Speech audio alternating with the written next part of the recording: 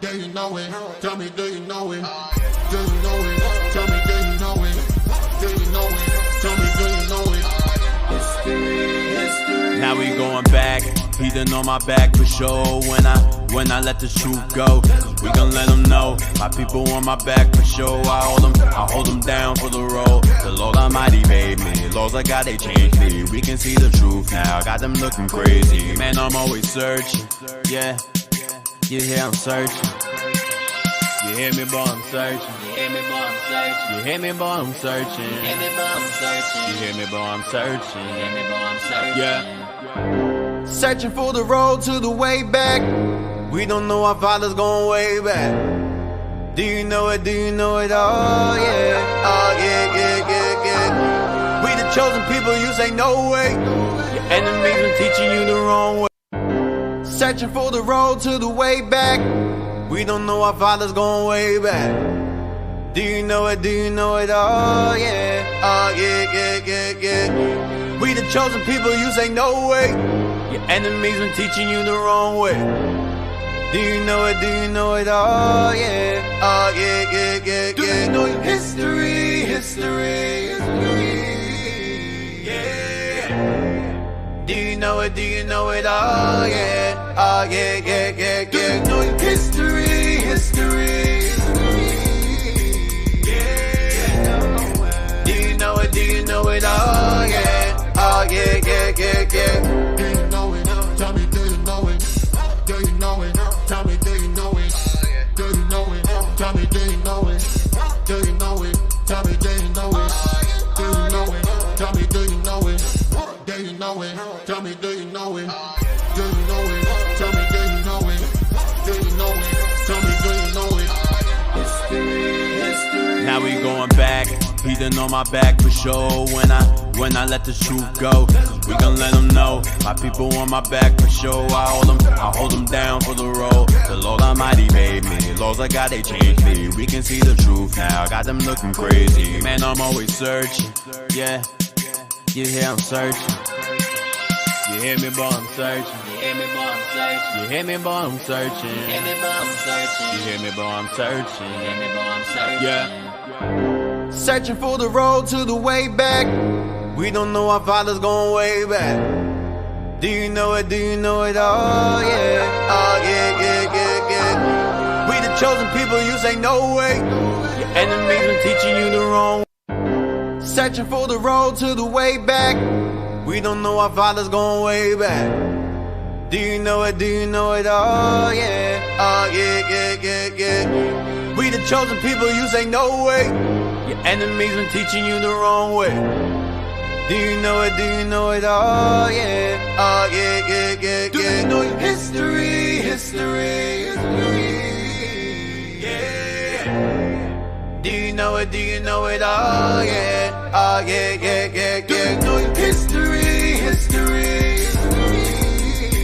Yeah. Do you know it? Do you know it? Oh yeah. Oh yeah, yeah, yeah, yeah. Do you know it? Tell me, do you know it? Do you know it? Tell me, do you know it? Do you know it? Tell me, do you know it?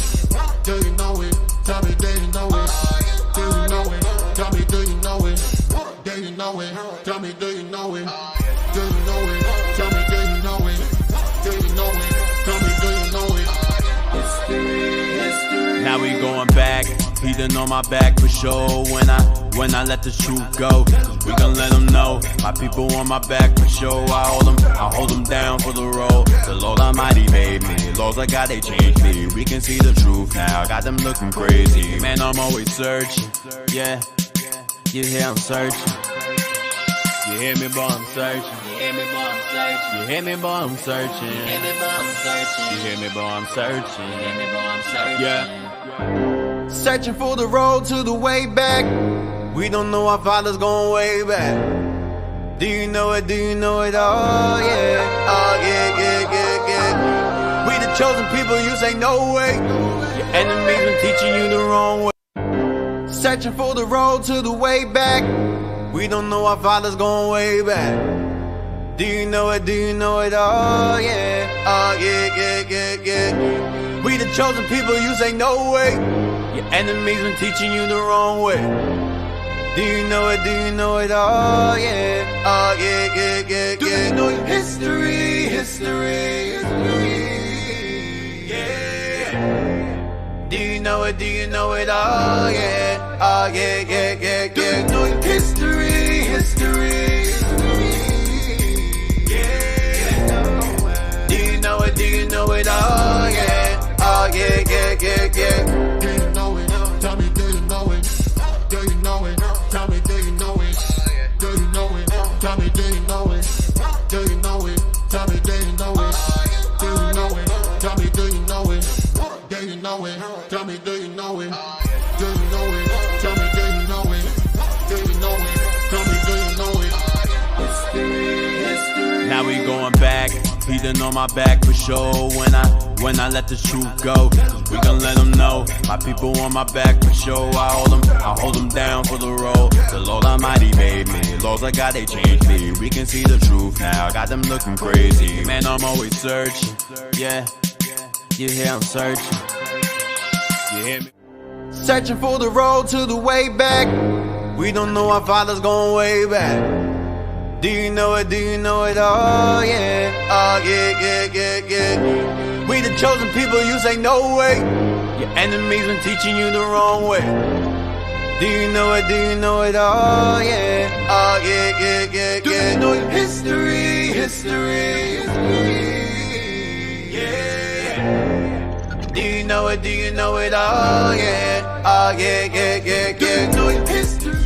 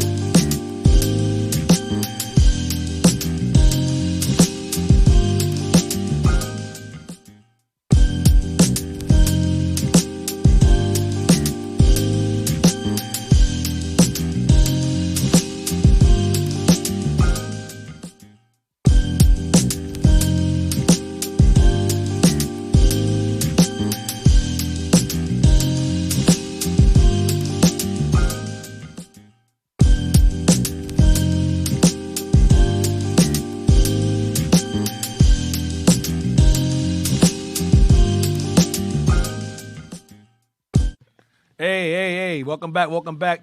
You are now tuned into Our Hidden History radio show. We're back, man. We're back. Welcome back. We are now still in the Persian captivity. We left off in the Persian captivity. We're going to continue in the Persian captivity. As you can see, he finally managed to get some shirts now. He's looking more official now. Oh, Crazy. Crazy.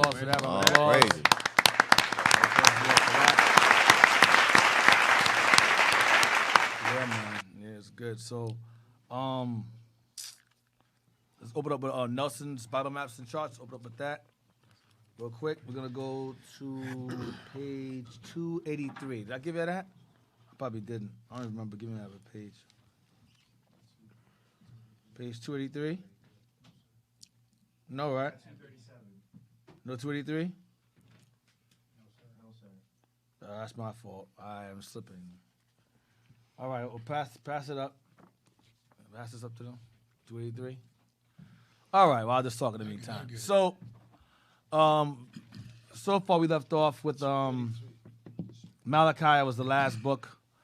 Malachi was the one that filled in for Nehemiah in his absence when Israel was going to hell off. As you know, when Nehemiah was governor, he took leave of absence from work, and he came back. While he was gone, Malachi had to take over, had to take the reins and so forth. And what else? You had Esther, Malachi, and Nehemiah. and Ezra at the same time. A lot going on. Those of y'all who watched yesterday's Sabbath class, that just goes to show you just how dangerous Persia was, because Persia really had Israel like deeply assimilated into society, man. Like no one could be exclusive. All cultures merged into one. There was a lot of temptation that Israel faced, a lot of opposition that Israel faced in the midst of that empire. They were not allowed to be exclusive people or separate people. And that's very tempting because everybody's pretty much all one. It's just like today in America. You know, everyone's celebrating Christmas. Everybody's celebrating Thanksgiving, and they got the trees up. Everybody's in the spirit, as they say, of these holidays. And you're the only one that's up there saying, oh, that's nice. You know, you're not paying attention. You know, and everyone's like, you know, so it makes you, it's kind of tempting because you're like, damn, you know, I can't celebrate this anymore. You know, we have our own feast days, of course, so we give gifts, but not the same. It isn't the same. Well, in your mind, it isn't the same because you can make it the same. But it's just the fact that everyone around you is observing all these days and these feasts and festivals and so forth, and you're the only one that's like not. That's a setup, bro. Exactly. It is definitely a setup. Like a peer pressure. Yeah, peer Like pressure, in right. high Peer school. pressure. Exactly. You know, peer pressure. Right.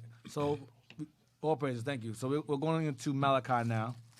We left off at Malachi chapter 1, verse 1 through 8, where he mentions, in chapter 2, where he mentions the governor, about how the Levites was going to hell off, and how they were offering up lame animals,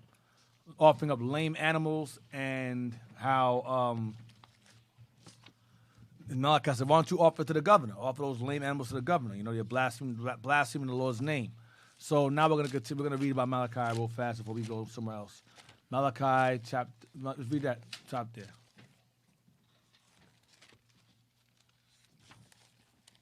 We're going to read that. Read it on the screen. Oh, I'm sorry. Malachi, a prophet in the days of Nehemiah, directed his message of judgment to a people plagued with corrupt priests, wicked practices, and a false sense of security. Using the question and answer method, Malachi probes deeply into their problems of hypocrisy, infidelity, mixed marriages, divorce, false worship, and arrogance.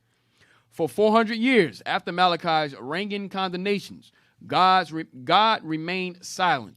Only with the coming of John the Baptist in chapter 3, verse 1, does God again communicate with his people through a prophet's voice. Author. The name Malachi means my messenger, although some have considered it a title rather than a name. This is unlikely since such a usage would be unique among the prophets. Unknown to us apart from the superscription to this book, Malachi was the last of the Old Testament prophets and the author of this final book of the Old Testament. Date. Although an exact date cannot be established for Malachi, internal evidence can be used to deduce an approximate date. The use of the Persian term for governor, Pekah, chapter 1, verse 8, indicates that the book was written during the Persian domination of Israel. The temple had been rebuilt since sacrifices were being offered in the temple, chapter 1, verses 7 to 10. In addition, Malachi's oracle addressed the same problems that Nehemiah faced. Corrupt priests, chapters 1, 6 to 2. Chapters 1, verse 6, and chapters 2, verse 9. Nehemiah, chapter 13, verses 1 and 9. Neglect of tithes and offerings, chapter 3, 7 to 12. Nehemiah, chapter 13, 10 to 13. And intermarriage with pagan wives, chapter 2, 10 to 16. And Nehemiah 13, verses 23 to 28. Nehemiah had come to Jerusalem in 444 BC to rebuild the city walls, but returned to Persia in 432 BC. On his return to Palestine, 425 BC, Nehemiah dealt with the sins described in Malachi. Thus it is likely that Malachi proclaimed his message while Nehemiah was absent between 432 and 425 BC. So Malachi filled in for Nehemiah while Nehemiah was away, because he had to go back to work and then return later on. So Malachi filled in. Thank you. Malachi filled in for Nehemiah. All right. So Malachi is the last book of the Old Testament, which is the Persian captivity. So you must ask yourself, well, you read Daniel. He mentions, Daniel chapter 7, he mentions 4 beasts: Babylon, Persia, and he mentions Greece, and he mentions Rome. So when you go after Malachi, it just conveniently just jumps to Rome. Where's the 3rd beast? Isn't that kind of odd that the Bible just skips an entire captivity over into Rome? No, it's not, because the so-called white man, the Protestants, had those 14 books removed. They had the Maccabees removed, things, rest of Esther, things of that nature, which were very, very important regarding the history of who Paul was talking to when you get to the New Testament. So we're going to eventually jump into that Greek captivity after we finish this Persian captivity. So now, let's get Ezra chapter 7, verse 1. Ezra 7, verse 1, and we're going to read down. The book of Ezra, chapter 7 and verse 1. Now after these things, in the reign of Artaxerxes, king of Persia, Ezra, the son of Sariah, the son of Azariah, the son of Hilkiah, the son of Shalom, the son of Zadok, the son of Ahitub, the son of Amariah, the son of Azariah, the son of Meroth, the son of Zechariah, the son of Uzai, the son of Bukai, the son of Abishua, the son of Phinehas, the son of Eleazar, the son of Aaron, the chief priest. This Ezra went up from Babylon, and he was a ready scribe in the law of Moses, which the Lord God of Israel had given. And the king granted him all his requests according to the hand of the Lord his God upon him. And there went up some of the children of Israel, and the priests, and the Levites, and the singers, and the porters, and the Nethinims, unto Jerusalem in the 7th year of Artaxerxes the king. So Ezra also got requested the king to leave and help rebuild as well. Go ahead. And he came to Jerusalem. Like Nehemiah. Go ahead. And he came to Jerusalem in the 5th month, which was the 7th year of the king. For upon the 1st day of the 1st month began he to go up from Babylon. And on the 1st day of the 5th month came he to Jerusalem, according to the good hand of his God upon him. For Ezra had prepared his heart to seek the law of the Lord, and to do it, and to teach in Israel statutes and judgments. Now this is the copy of the letter that the king Artaxerxes gave unto Ezra the priest, the scribe, even a scribe of the words of the commandments of the Lord, and of his statutes to Israel. Artaxerxes, king of kings, unto Ezra the priest, a scribe of the law of the God of heaven, perfect peace, and at such a time. I make a decree that all they of the people of Israel and of his priests and Levites in my realm, which are minded of their own free will to go up to Jerusalem, go with thee. For as much as thou art sent of the king and of his 7 counselors to inquire concerning Judah and Jerusalem, according to the law of thy God, which is in thy hand, and to carry the silver and gold, which the king and his counselors have freely offered unto the God of Israel, whose habitation is in Jerusalem. And all the silver and gold that thou canst find in all the provinces of Babylon, with the free will offering of the people and of the priests, offering willingly for the house of their God which is in Jerusalem, that thou mayest buy speedily with this money bullocks, rams, lambs, with their meat offerings, and their drink offerings, and offer them upon the altar of the house of your God which is in Jerusalem. And whatsoever shall seem good to thee and to thy brethren, to do with the rest of the silver and the gold, do after the will of your God. The vessels also that are given thee from the service for the service of the house of thy God, those deliver thou before the God of Jerusalem.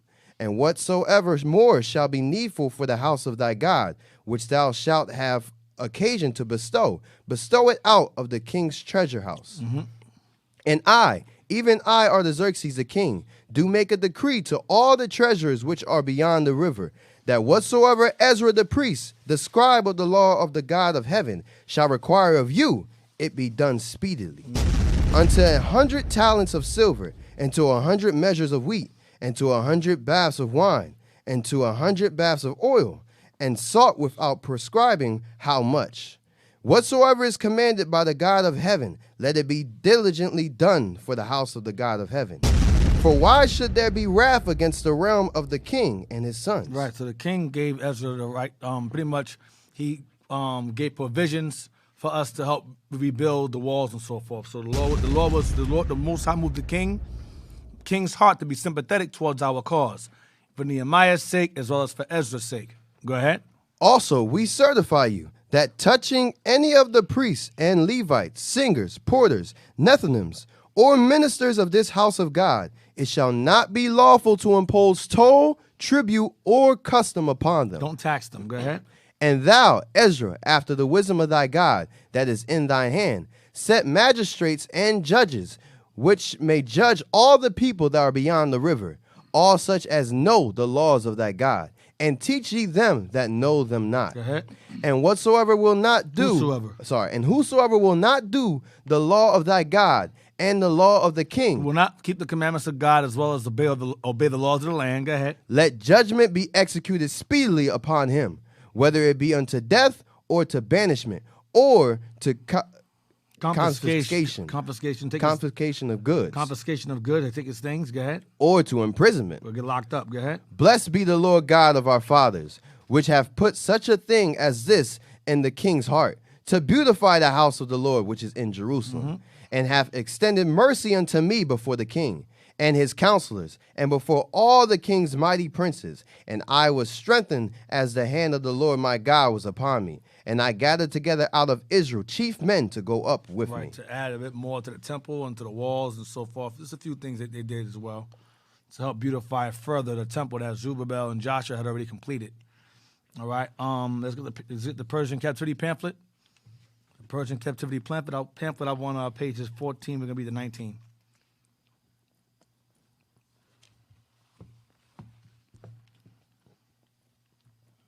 Yep. So pages 14.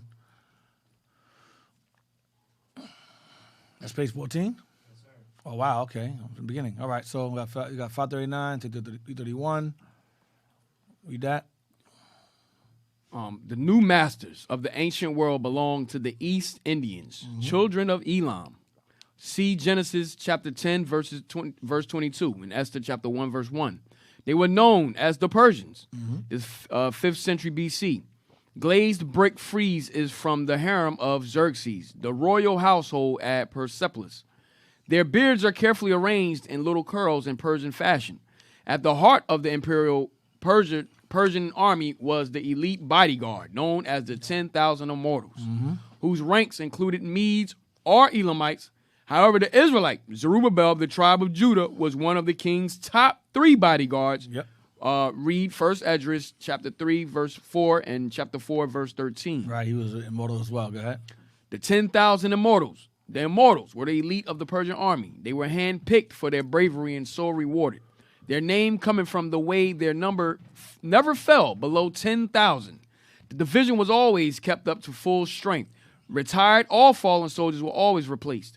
In this way, their strength was always 10,000 men. Never more, never less.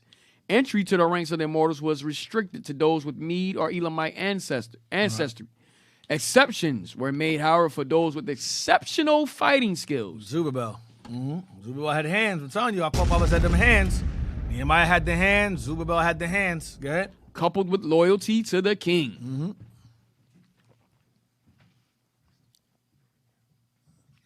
Their appearance was said to be magnificent. They glittered with gold armlets and necklaces, vast quantities of which they wore about their persons.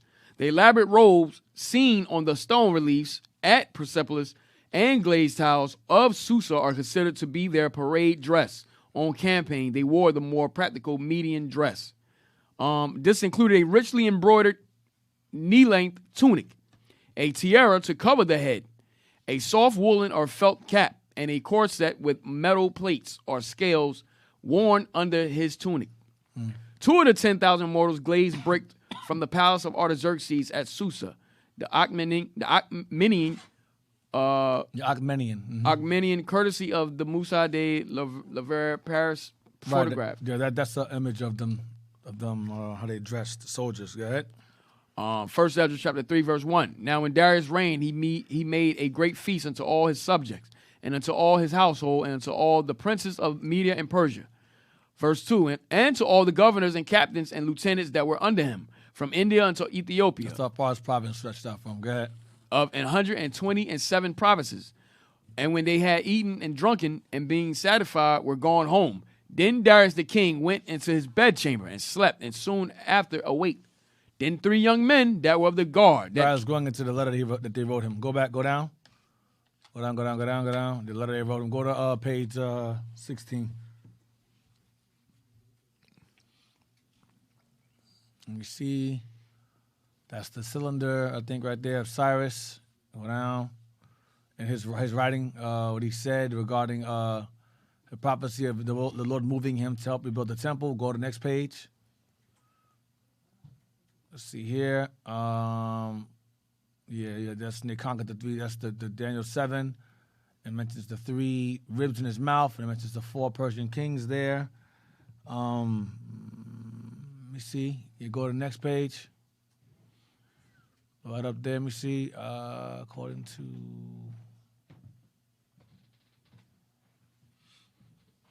I don't know. I want to go here for decree of Cyrus.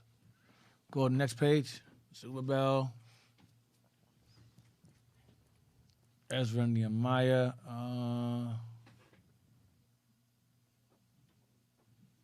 What page is this? 19, sir. What do I want this for? There's a reason why I want to go through this pamphlet again, and I forgot why. But I'm sure it'll come back to me. I covered enough to where it doesn't make a difference. So let's go to Nehemiah 2.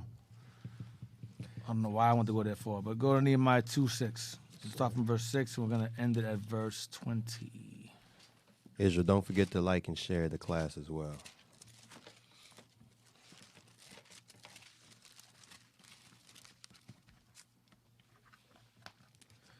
Nehemiah chapter 2, verse 6, Deacon? Mm-hmm. Nehemiah chapter 2 and verse 6.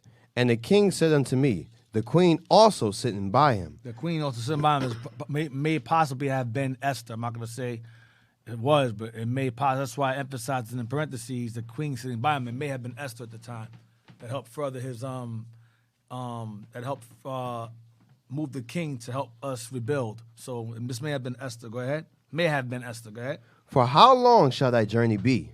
And when wilt thou return? So it pleased the king to send me, and I sent him a time.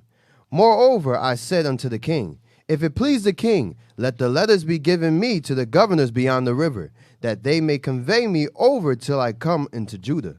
And a letter unto Asaph the keeper of the king's forest, that he may give me timber to make beams for the gate of the palace, which appertain to the house, and for the wall of the city, and for the house that I shall enter into. The gates that pertain to the temple. So they had to add there to fix the gates that were on the temple as well. So they were involved in the temple's reconstruction as well. Go ahead. The gates that surrounded it and the walls. Go ahead.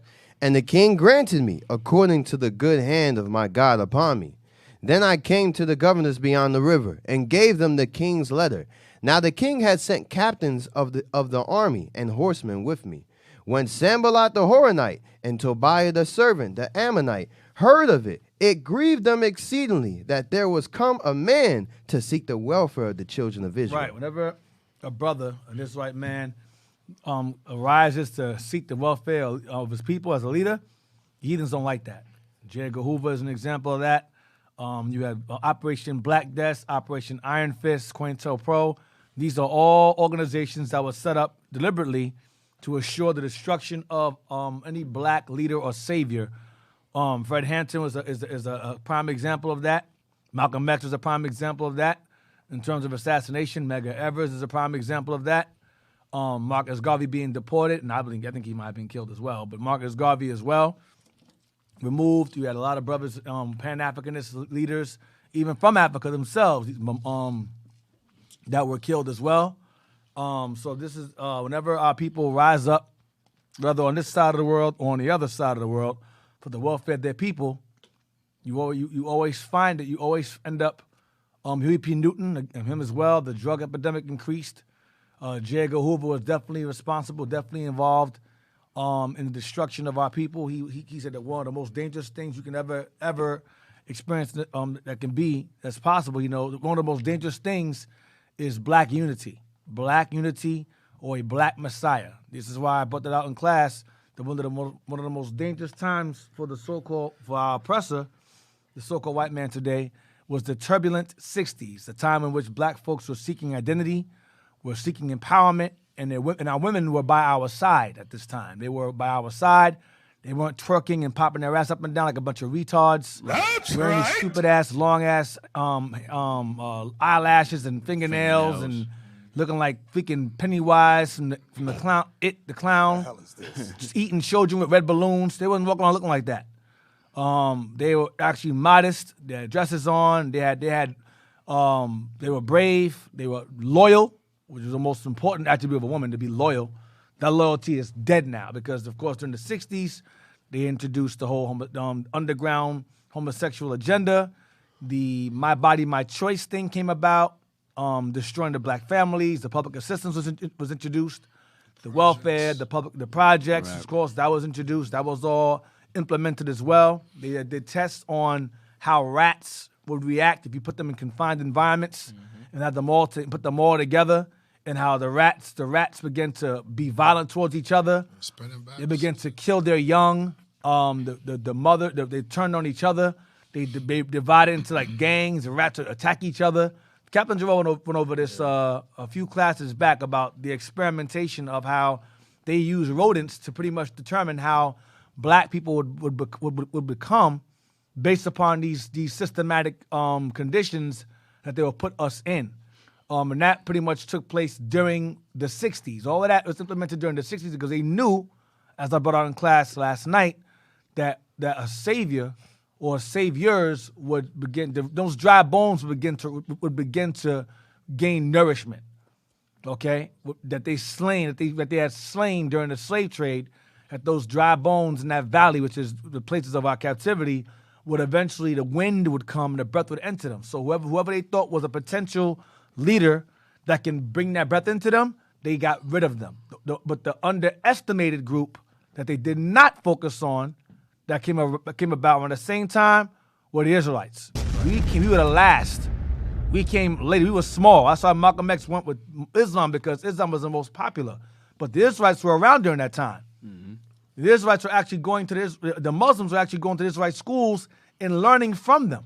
They won't tell you that, but a lot of these Muslims, these prominent Muslims, whatever leaders, they would actually go to Israelite schools and learn Bible passages because they knew. I believe one of the elders of Israel actually knew Malcolm when he was Malcolm Little and taught him and explained to him why we're Israel. That's why he did that speech, that famous you're the lost sheep of the house of Israel. You're the valley of dry bones. There's a video of Malcolm X actually saying we're the valley of dry bones. Okay, and a long time ago, I visited the Schomburg Museum in Harlem. It's called the Schomburg Museum, and they have like a memorial of Malcolm X's possessions, and he had a huge Bible, and he had his Quran. They had his Quran laying in the middle of his Bible, and he had a huge Quran, and his Bible was smaller, laying in the middle of the Quran, and they had a passage open, and the Bible was open in this Quran, and he had Psalms 83 circled, and it said Negroes. That's what with my own eyes. That I saw with my own eyes. Damn. So he had Psalms 83, and he had people cut off from being a nation. He had Negroes written under that verse. So he was familiar with who Israel was. He knew, but because the ideology of Islam was more popular at the time, more prominent, and was had more popularity. more popularity. So he went with the popularity. But the Israelites were around during that time. But we were the underdogs of those groups. So they didn't pay attention to us. But those other groups, the Panthers, infiltrated, SNCC, infiltrated, Nation of Islam, infiltrated. But the Israelites, they were like, you understand them niggas. They think they Jews, But later on, Now they're like, damn, we should have focused on them back then. But it's too late now. The truth is out there. It's spreading too much. It's a wrap. You can't stop it now. Okay? Excuse me. That's So now, right. give me Nehemiah 2. Where we at? We just finished verse 10. Read verse 10 again, please. Yes, sir. When Sanballat the Horonite and Tobiah the servant, the Ammonite, heard of it, it grieved them exceedingly that there was come a man to seek the welfare of the children of Israel. So whenever a brother rises up or is raised up to seek the welfare of his people, he is deemed a threat by the nations. Not just the soil. It's not about white and black, but by the nations in general. Whenever a black man rises up to seek the welfare of his people, or Hispanic, whatever you want to call him, he is a problem. They'll try to buy him off, or they'll just demonize or kill him. One or the other. That's what they do. Read on. So I came to Jerusalem and was there 3 days. And I arose in the night, I and some few men with me. Neither told I any man what my God had put in my heart to do at Jerusalem. Neither was there any beast with me, save the beast that I rode upon. And I went out by night by the gate of the valley, even before the dragon well, and to the dung port, and viewed the walls of Jerusalem, which were broken down, and the gates thereof were consumed with fire. Then I went on the gate of the fountain, and to the king's pool, but there was no place for the beast that was under me to pass. Then went I up in the night by the brook, and viewed the wall, and turned back, and entered by the gate of the valley, and so returned. And the rulers knew not whither I went, or what I did, neither had I as yet told it to the Jews, nor to the priests. What Nehemiah was doing was Nehemiah was surveying the land. Nehemiah was walking around and seeing what had to be done. And he kept it to himself. He was walking around, okay, I got to fix this, I got to rebuild that. He was analyzing, he was surveying. That's what he was doing. Go ahead. Neither had I yet told it to the Jews, You ain't tell anybody. Go ahead. nor to the priests, nor to the nobles, nor to the rulers, nor to the rest that did the work. Then said I unto them, Ye see the distress that we are in, how Jerusalem lieth waste, and the gates thereof are burned with fire. Come, and let us build up the wall of Jerusalem, that we be no more a reproach. Then I told them of the hand of my God which was good upon me, as also the king's words that he had spoken unto me. And they said, Let us rise up and build. Right, these are the builders I made reference to last night, about how the Lord would raise up builders who are leaders for the benefit and welfare of the people. All right? Nehemiah was one of them. Ezra was one of them. Go ahead. So they strengthened their hands for this good work. But when Sanballat the Horonite, and Tobiah the servant, the Ammonite, and Geshem the Arabian. So you got a Horonite, Tobiah the Ammonite, and you got an Arabian. Go ahead. Heard it, they laughed us to scorn, and despised us, and said, What is this thing that ye do? Will ye rebel against the king? Then answered I them, and said unto them, The God of heaven, he will prosper us. Therefore, we, his servants, will arise and build. We, his servants, will arise and build. These are builders. Go ahead. But ye have no portion, nor right, nor memorial in Jerusalem. Meaning God has nothing to do with you. God is not dealing with you. So what we're doing is none of your business. That's what he's saying to them. He's being disrespectful, as he should be, because he's Judah. Judah's disrespectful. Nehemiah 3:1, next chapter. Yes, sir. Nehemiah chapter 3, verse 1. Then Eliashib, the high priest, rose up with his brethren the priests, and they builded the sheep gate. They sanctified it, and set up the doors of it, even unto the tower of Meah. They sanctified it, and the tower of Haniel. So keep in mind the name Eliashib, okay? Eliashib, the high priest. He plays a role. Get chapter 4, verse 1. Nehemiah chapter 4, verse 1. But it came to pass that when Sanballat heard that we builded the wall. This is the same Sanballat that mocked us and said, you guys are rebelling against the king in the prior chapter. Okay, chapter 2. Go ahead. Chapter before the last. Go ahead. When Sanballat heard that we builded the wall, he was wroth and took great indignation and mocked the Jews. And he spake before his brethren and the army of Samaria and said, What do these feeble Jews? Will they fortify themselves? Will they sacrifice? Will they make an end in a day? Will they revive the stones out of the heaps of the rubbish which are burned? Now Tobiah the Ammonite was by him, and he said, Even that which they build, If a fox go up, he shall even break down their stone wall. Hear, O our God, for we are despised, and turn their reproach upon their own head, and give them for a prey in the land of captivity. Right. And cover not their iniquity, and let not their sin be blotted out from before thee. For they have provoked thee to anger before the builders. So built we the wall, and the wall was joined together unto the half thereof, for the people had a mind to work. But it came to pass that when Sanballat and Tobiah and the Arabians and the Ammonites and the Ashdodites heard that the walls of Jerusalem were made up, and that the breaches began to be stopped, then they were very wroth, and conspired all of them together to come and to fight against Jerusalem. So when they saw us being successful at rebuilding the walls and fixing the temple, they got upset and conspired to fight against us, because that was a threat. We were a threat. They see Israel being productive. They see Israel rebuilding the rest of their temple and the walls and so forth. They saw progress. They didn't like it. Go ahead. And to hinder it, nevertheless, we made our prayer unto our God, and set a watch against them day and night because of them. And Judah said, the strength of the bearers of burdens is decayed, and there is much rubbish, so that we are not able to build the wall. And our adversary said, they shall not know, neither see, till we come in the midst among them, and slay them, and cause the work to cease. So we're going to kill these guys. These guys are building. Let's destroy them. Go ahead. And it came to pass that when the Jews which dwelt by them came, they said unto us 10 times, from all places whence ye shall return unto us, they will be upon you.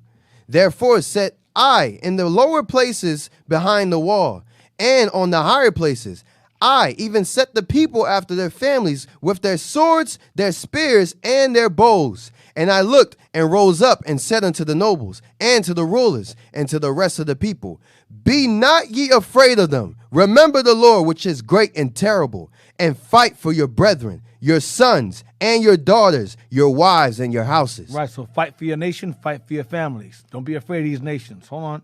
Get chapter 5, verse 1. Nehemiah chapter 5 and verse 1. And there was a great cry of the people and of their wives against their brethren the Jews. For there were they said, we are sons and our daughters. For there were that said. Go ahead. Sorry. For there were that said, we are sons and our daughters are many. Therefore we take up corn for them, that we may eat and live. Some also there were that said, we have mortgaged our lands, vineyards, and houses, that we might buy corn because of the dearth. Because of the famine. Go ahead. There were also that said, we have borrowed money for the king's tribute, and that upon our lands and vineyards. Yet now our flesh is as the flesh of our brethren, our children as their children. And lo, we bring into bondage our sons and our daughters to be servants. And some of our daughters are brought into bondage already. I mean they'll put their children to work to pay off certain debts that they owed. Go ahead. Neither is it in our power to redeem them. We can't get them out of that servitude. Go ahead. We can't afford it. Go ahead. For other men have our lands and vineyards. And I was very angry when I heard their cry and these words. Then I consulted with myself, and I rebuked the nobles and the rulers, and said unto them, ye exact usury, every one of his brother. And I set a great assembly against them. So these are the governors that were ruling before Nehemiah showed up. The governors were exploiting the people, robbing the people, extorting the people. All right? Their own people. Okay? Their lands for their lands, their money, their children, their servitude. You had Israel basically oppressing Israel at this time. The hell is this? All right? Oppressing them. Read on. Nehemiah got word of it, and Nehemiah set a council against these elders, these leaders, or governors prior to him. Go ahead. And I said unto them, we after our ability have redeemed our brethren the Jews, which were sold unto the heathen. And will ye even sell your brethren, or shall they be sold unto us? Then held they their peace, and found nothing to answer. Also I said, They couldn't answer them. Nehemiah checked their ass. Go ahead. it is not good that ye do. Ought ye not to walk in the fear of our God because of the reproach of the heathen, our enemies? Right. I likewise. So that just proves that the heathen are our enemies. Go ahead. I likewise, and my brethren, and my servants, might exact of them money and corn. I pray you, let us leave off this usury. Stop extorting or exploiting the people. Verse 11. Restore, I pray you, to them even this day their lands, their vineyards, their olive yards, and their houses, also the 100th part of the money and of the corn, the wine and the oil that ye exact of them. Then said they, we will restore them, and will require nothing of them. So we will do as thou sayest. Then I called the priests, and took an oath of them, that they should do according to this promise. Also I shook my lap, and said, so God shake out every man from his house, and from his labor, that performeth not this promise. Even thus be he shaken out, and emptied. And all the congregation said, Amen, and praised the Lord. And the people did according to this promise. Moreover, from the time that I was appointed to be their governor in the land of Judah, Tirshava, the governor, go ahead. from the 20th year, even unto the 32nd year of Artaxerxes the king, that is 12 years, that is 12 years. I and my brethren have not eaten the bread of the governor. Right, I didn't rob the people. The governors were robbing the people. He said, I didn't. I got them their stuff back. The governors were robbing the people, living off the people's wealth. The people were basically trying to pay off their debts to the governors by selling their lands, putting their children in servitude, putting their houses up, mortgaging their houses and all that. He must listen, give them all their stuff back, give them their children back, and don't ask for anything else. Don't ask them for anything else. They said, we agree. And the people were happy because Nehemiah was a righteous man. Go ahead. But the former governors that had been before me, The former governors he put on blast for this things we read about earlier. Go ahead. We read about earlier. Go ahead. were chargeable unto the people, Right. and had taken of them bread and wine, beside 40 shekels of silver. See? Yea, even their servants bear rule over the people. But so did not I, because of the fear of God. I didn't do that. I didn't do any of those things that the former governors are doing. Go ahead. Yea, also I continued in the work of this wall, neither bought we any land, and all my servants were gathered thither unto the work. Moreover, there were at my table 150 of the Jews and rulers, beside those that came unto us from among the heathen that are about us. Right, I came from the diaspora. Go ahead. Now that which was prepared for me daily was 1 ox and 6 choice sheep.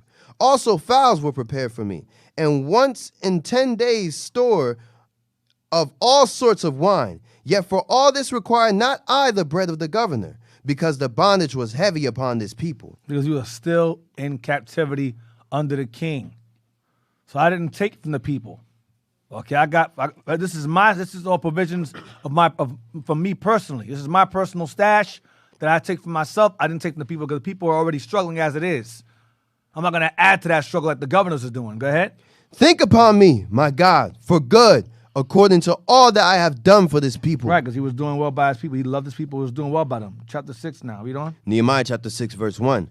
Now it came to pass, when Sanballat and Tobiah and Geshem the Arabian and the rest of our enemies heard that I had builded the wall, and that there was no breach left therein, though at that time I had not set up the doors upon the gates, that Sanballat and Geshem sent unto me, saying, Come, let us meet together in some one of the villages in the plain of Ono. But they thought to do me mischief. Come, let's meet. He was like, nah, these guys is plotting. Go ahead.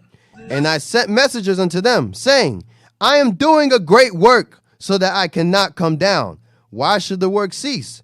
Whilst I leave it and come down to you? Why should I stop what I'm doing to come talk to you for? Go ahead.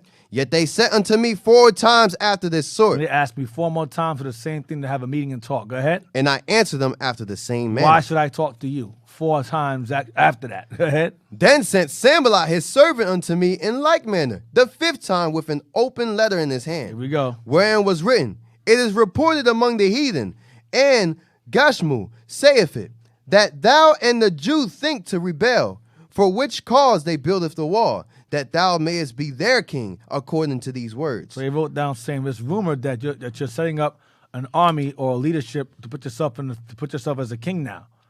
Okay, so there's some form of sedition on your part. They're trying to get his attention to get him to talk to them. Go ahead.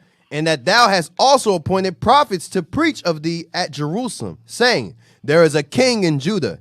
And now shall it be reported to the king according to these words. Come now, therefore, and let us take counsel together. So now they're threatening this. And listen, if you don't come talk to us, we're going to tell the king that you have prophets among you saying that you're the new king. Exactly. Trying to pretty much set Nehemiah up. Go ahead. Then I sent unto him, saying, There are no such things done as thou sayest, but thou feignest them out of thine own heart. You're a liar. I don't believe you. Go ahead. For they all made us afraid, saying, their hands shall be weakened from the work, that it be not done. Now therefore, O God, strengthen my hands. Uh-huh. Afterward I came unto the house of Shemaiah, the son of Deliah, the son of Mehetabeel, who was shut up. And he said, let us meet together in the house of God. Let's meet in the temple. Let's meet in the temple. Go ahead. Within the temple, and let us shut the doors of the temple, for they will come to slay thee. Yea, in the night will they come to slay thee. Listen, come here and hide, because I'm hearing rumors they're going to plot and kill you. So let's come to the temple. Let's hide here where it's safe. Watch this. And I said, should such a man as I flee? Or who is there that, being as I am, will go into the temple to save his life? I will not go in. Who am I as a leader, as a man, to go and hide and cower the temple? I'm not going in there. Go ahead. And lo, I perceived that God had not sent him, This guy's a demon. I don't trust this guy. Go ahead. but that he had pronounced this prophecy against me. For Tobiah and Sanballat had hired him. Sell out. Sell out Negro. Sell out Jew. See this nonsense going on? Go ahead. Therefore was he hired, that I should be afraid, and do so, and sin, and that they might have matter for an evil report, that they might reproach me. Yeah, I'm a coward. I'm hiding and just trying to save myself. Because I ain't falling for that. Go ahead. My God, think thou upon Tobiah and Sanballat according to their works, and on the prophetess Noadiah, and the rest of the prophets that would have put me in There's a fear. black woman also involved, aside from Shemaiah, trying to set Noah up. Go ahead. So the wall was finished in the 25th day of the month Elul, in 52 days. And it came to pass that when all our enemies heard thereof, and all the heathen that were about us saw these things, they were much cast down in their own eyes. They failed. Go ahead. For they perceived that this work was wrought of our God. Right. They realized God was working with us. Go ahead. Moreover, in those days, the nobles of Judah sent many letters unto Tobiah, and the letters of Tobiah came unto them. For there were many of Judah sworn unto him, because he was the son-in-law of Shechaniah, the son of Ara, and his son Johanan had taken the daughter of Meshullam, the son of Berechiah. Also, they reported his good deeds before me. Wait. Read verse 17 again. Yes, sir. Verse 17. Moreover, in those days, the nobles of Judah sent many letters unto Tobiah, The nobles of Judah sent letters unto Tobiah the Ammonite. Go ahead. and the letters of Tobiah came unto And he them. wrote back to them, just Tobiah the Ammonite. Go ahead. For there were many in Judah sworn unto him. So this heathen, this Edomite, had niggas in his pocket. Damn. That's what he had. He had people in his pocket, nobles of Judah in his pocket. Why? Read on. Because he was the son-in-law of Shechaniah, the son of Ara. So he married into the Jake family. Remember that intermingling was going on. Intermarriages is going on. Right. So our forefathers, our brothers, were giving these heathens unto our daughters. So he married into a noble family of Jews. So he had status. Go ahead. And his son Johanan had taken the daughter of Meshullam, the son of Berechiah. And then Tobiah, the Ammonite's son, had taken another sister as a wife of a noble family. Go ahead. Also, they reported his good deeds before me, And they reported his good deeds, Tobiah's good deeds before me. Go ahead. and uttered my words to him. And Tobiah sent letters to put me in fear. And Tobiah tried to threaten them. And then they said, they reported my words back to him, and then he responded to me and then tried to threaten me, put me in fear. Show that there was a lot of beef going on. These heathens put themselves in positions where they pretty much intermarry with our daughters to gain status. This history is going to tie in very well. You know what I'm talking about? It's going to tie in very well with the history that's coming after Rome. Later regarding on. the King James families and how these Edomites married our sisters and took over the throne. And that's how you got these freaking Prince Williams and your Dianas and Queen Elizabeths is all white now. Because their fathers, them Germans, intermarried with our sisters who sold their own brothers out and married into these white families. And these white families became the new lineage of King James when they were originally black. We're going to get into all of that. Hey, Deacon, you also brought out that they did the same thing once they came over this side. with Northern Kingdom families. Yeah, same Yeah, thing over all here. over. It Got their became wealth and $5 all that. Indians. $5 Indians got land. Same thing, man. These guys do the same. These Edomites come, intermarry into families and gain status and take over the family as if they were always part of that family when they were not. And All right. That's how they took those titles and names. They Right, just and carried on. Right, and just carried it on, and then took the names, all of that. And that's how they take over lands also. Yep, take over lands and take over people. Yeah, These women, man, black. you black women, man, y'all, a lot of y'all. Listen, I'm telling you, we're gonna go into that, man. A lot of you sisters, man, y'all the worst. Not all of you, right. not all of you, but a lot of you sisters. I'm talking about back then. Y'all was selling this. Y'all was selling out. You had Israelite men marrying heathen women. I'm not knocking that, but you had Israelite women messing around with the men, and the freaking men was getting status because of that. All right. So now where we at? Nehemiah chapter 7, verse 1. Nehemiah chapter 7 and verse 1. Now it came to pass, when the wall was built, and I had set up the doors, and the porters, and the singers, and the Levites were appointed, that I gave my brother Hananiah, and Hananiah the ruler of the palace, charge over Jerusalem, for he was a faithful man, and feared God above many. And I said unto them, let not the gates of Jerusalem be open until the sun be hot, and while they stand by, let them shut the doors and bar them, and appoint watches of the inhabitants of Jerusalem, every one in his watch, and every one to be over against his house. Now the city was large and great, but the people were few therein, and the houses were not builded. The houses, remember the houses got burned down. Babylon burned down the houses. So he refortified the walls. He refortified the gates around the temple, the bars. He fixed that. The temple was built and finished, but it still required work and some revisions. So Nehemiah and Ezra were instrumental in fortifying and rebuilding the walls or the gates that were part of the temple. So they were also involved in some form of building the temple as well, in terms of fortifying it and putting bars around it. But there were houses also that were burned down and destroyed that remained desolate. And the city was great and large, but the houses were few, and the people were few. Go ahead. Verse 5. And my God put it into my heart to gather together the nobles and the rulers and the people, that they might be reckoned by genealogy. Reckonable. Go ahead. And I found a register of the genealogy of them which came up at the first, and found written therein. So what Nehemiah found was a record of genealogies of those that came up, because Israel had a record of genealogies. Okay, today we call it a town hall or a city hall, where you go down to the city of records or vital records, statistics. vital statistics, whatever, Yeah, and you find your or some of y'all can go to Ancestry.com. You know, if it's possible, find a census, birth certificates, things of that nature. You can find your family. I mean, I think me and Jez did it. And it worked out. We'll be able to find. We can go back a few generations, like 5. I went 6. I went back 5. I'm Judah. All praise the Lord. right here. I'm Judah too. That's All when we praises. find out his father was Gad. Nah, I didn't find that. Jez said that. I didn't find that at all. I didn't find that at all.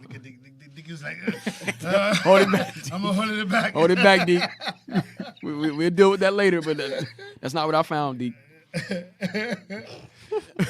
You got a picture, Dick? Nah, we ain't got no picture. Yo, come on. I'm trying to get my thoughts carry together, on. man. I'm trying to get my thoughts together, man. You mentioned Jez and Gad. It puts me in a different Carry spirit. on. Come on, Deke. Trying to overcome it, man. Oh, man. Come on, The Deke. devil's in the quiet right now, man. He's tempting me, man. He's tempting me. I'm trying to.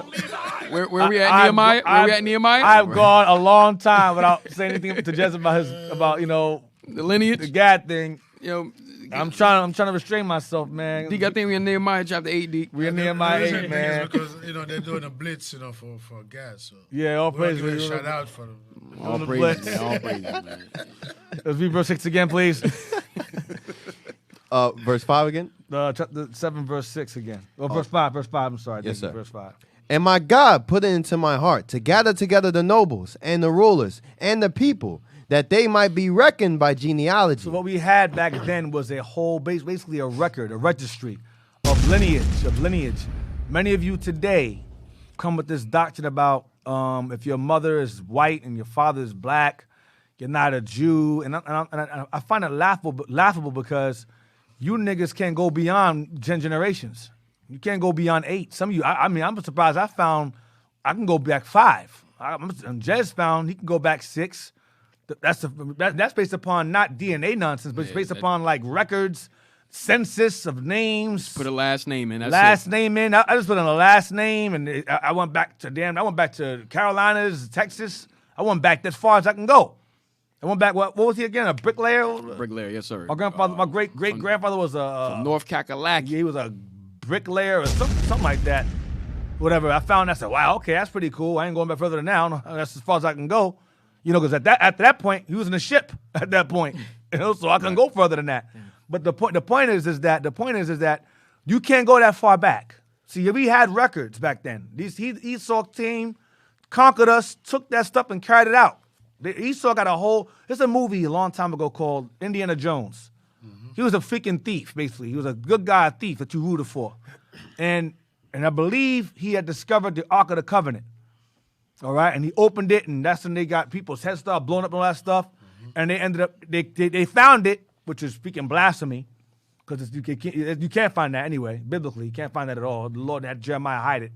Anyway, they found it in the movie. And they put it in a vault, like an underground vault. And you see like all these like artifacts, ancient artifacts covered in tarps and blankets and stuff in this huge vault of records.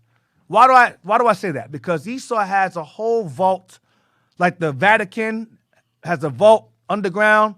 The Smithsonian has a vault underground. They have all these different vaults underground where Esau is allowed to go and look things up. And they have our records in this stuff.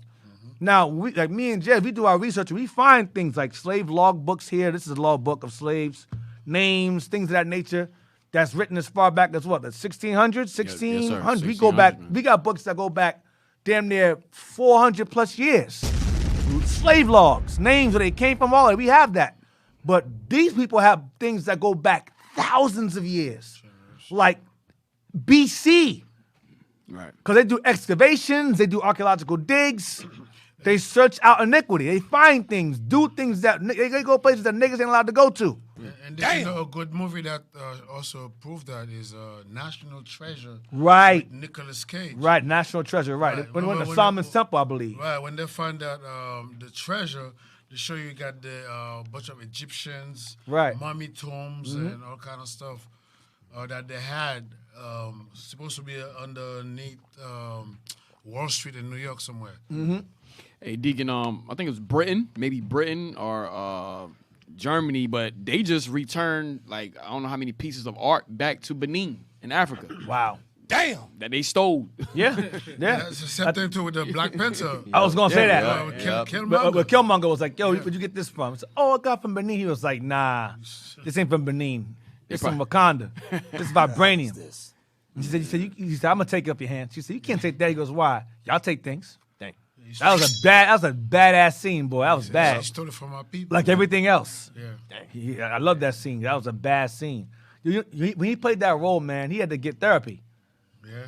Because he said he had to get therapy because he stayed. Right. It's like the brainwashing, you know, Hollywood. Right. Yeah. So he became Killmonger. He became himself. Right. Okay. He said, "Nah, I gotta get therapy, man. I gotta go back into the Matrix again. I'm waking up." He got that what's it called in Get Out, the light flash. Yeah. He said he had to get therapy. And what's the name to get therapy? The guy that played William O'Neill in Black Messiah. He had to get therapy also. Yeah. Because that messed with his head, playing a traitor. You know. So you have to see. You can play it. Go ahead and play it. Why not? You got the disclaimer. Yeah, let's play that thing, man. That's bad. Yeah, that's a good scene. It's a badass scene, man.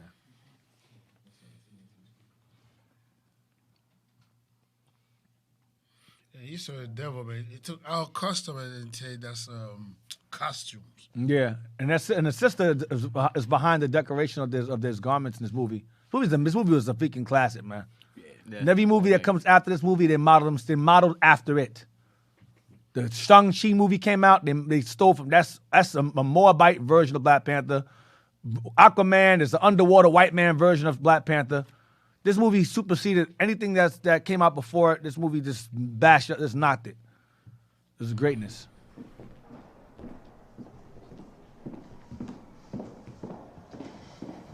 Good morning. How can I help you? I was just checking out these artifacts. They tell me you're the expert. You could say that. They're beautiful. Where's this one from? The Bobo Ashanti tribe, present-day Ghana, 19th century. For real? And what about this one? That one's from the Edo people of Benin. Pause that. Yeah, so Shanti, Benjamin, a lot of Nani and Cujo, Marcus Garvey and his wife all claim descent from Ashanti. Most Ashantis, believe it or not, were dropped off in Jamaica. That's Benjamin. The Edo people is a branch of Igbos. That's some dumbass nigga in Africa talking about they were Edomites, because Edo is Edomite. You stupid black people. Edo people, just don't talk to me. Black people are stupid as hell. Anyway, that dude, that's a branch family from the Igbo family as well. Yoruba, Edo, it's all the same people, another branch. 16th century means 1700s, I believe. Go ahead.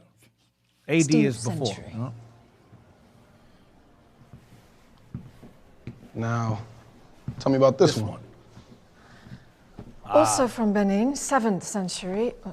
Fula tribe, I believe. Fula tribe. Pause. That's also us. Fula is us too. We got a book that says that those are Negroes. Fula. The Fulani is Fula. That's us too. Definitely us. And so she goes, that's some Fula tribe, Benin, right? He's like, nah. Go ahead. Nah. I beg your pardon. It was taken by British soldiers in Benin, but it's from Wakanda. Pause. It was taken by British soldiers in Benin, but it's from Wakanda. Taken by British soldiers in Benin, but it's from Wakanda. Go ahead. And it's made of vibranium. Even stolen. But, Yep. They didn't want to put that in there. Right. He'll say it. Go ahead. And it's made out of vibranium. Don't trip. I'm going to take it off your hands for you. These items aren't for sale. How do you think your ancestors got these? You think they paid a fair price? Or did they take it like they took everything else? Dang. So I'm going to have to ask you to leave. Watch. You got all this security in here watching me ever since I walked in, but you ain't checking for what you put in your body. All right, mate. Let's have it. Come on, mate. Time. I think she might not be feeling too good. Pause. That's the best scene. She passes out in pain. That's all I want. So she's watching. When he first got there, she had security following him around. But meanwhile, her ancestors done stole everything that's in that display. You worry about him stealing stuff. You stole everything that's in there. And she's the expert. But the point of that scene was to show that these Edomites, they have a huge library, a huge collection of things that they should not have. Namely, our records of genealogies and so forth. That's why I said before, I mentioned me and Jez, we can't go past 6 generations, if not 7. You can't go that far back because they have all the records. And they erased our identities from us entirely. After this, we got them slave ships. We underwent massive name changes, from Spanish names to white men that took over him, conquered him, and gave us British names. Took over him, gave us French names, yada, yada, yada, yada, and so on and so forth. And Deep, to land back off of you know they have the records because they, remember on the slave ships coming, they kept the record of who was on the slave ships. Mm-hmm. They had all and the their records. names. And their names. Their actual names. Where they picked them and up. what they did, and their tribes. And, you know, people, man. Mm-hmm. So what verse is that? We were still on verse 5. 7:5. Okay, jump to verse 61. Nehemiah chapter 7 and verse 61. And these were they which went up also from Telmelah, Tel-Harasha, Cherub, Adon, and Immer, but they could not shew their father's house, nor their seed, whether they were of Israel. So these guys that came up from these places could not, there was no record of them that can determine where their father came from or their father's children, their ancestry, whether they were of Israel or not. Go ahead. The children of Deliah, the children of Tobiah, the children of Nekoda, 642, and of the priests, the children of Hebiah, the children of Kaz, the children of Barzillai, which took one of the daughters of Barzillai, the Gileadite, to wife, and was called after their name. Mm-hmm. These sought their register among those that were reckoned by genealogy. Right, these guys sought their register to find out who they're from. Go ahead. But it was not found. Couldn't find. Go ahead. Therefore were they, as polluted, put from the priesthood. Because this particular group is of the priests, the children of Habiah, of Kaz, Barzillai, because they couldn't show that they descended from those particular priests, they had to be removed from the priesthood because they couldn't find them they couldn't find them or their fathers in the registry of Levite priests. Go ahead.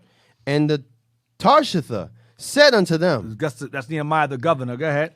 That they should not eat of the most holy things. So these guys had to be removed from the priesthood. They can't eat from the temple. Go ahead. Till there stood up a priest with Urim and Thummim. Until a priest can come along, because due to the fact that they had no record of them or record of their fathers, they had to go to the Lord himself, so the Lord can tell them whether or not they were Israel or not. So until then, until the Lord talks to them and tells them directly where these guys descend from, who they are, it cannot be the priest or play that position in the temple until the Lord came to them directly through the Urim and Thummim.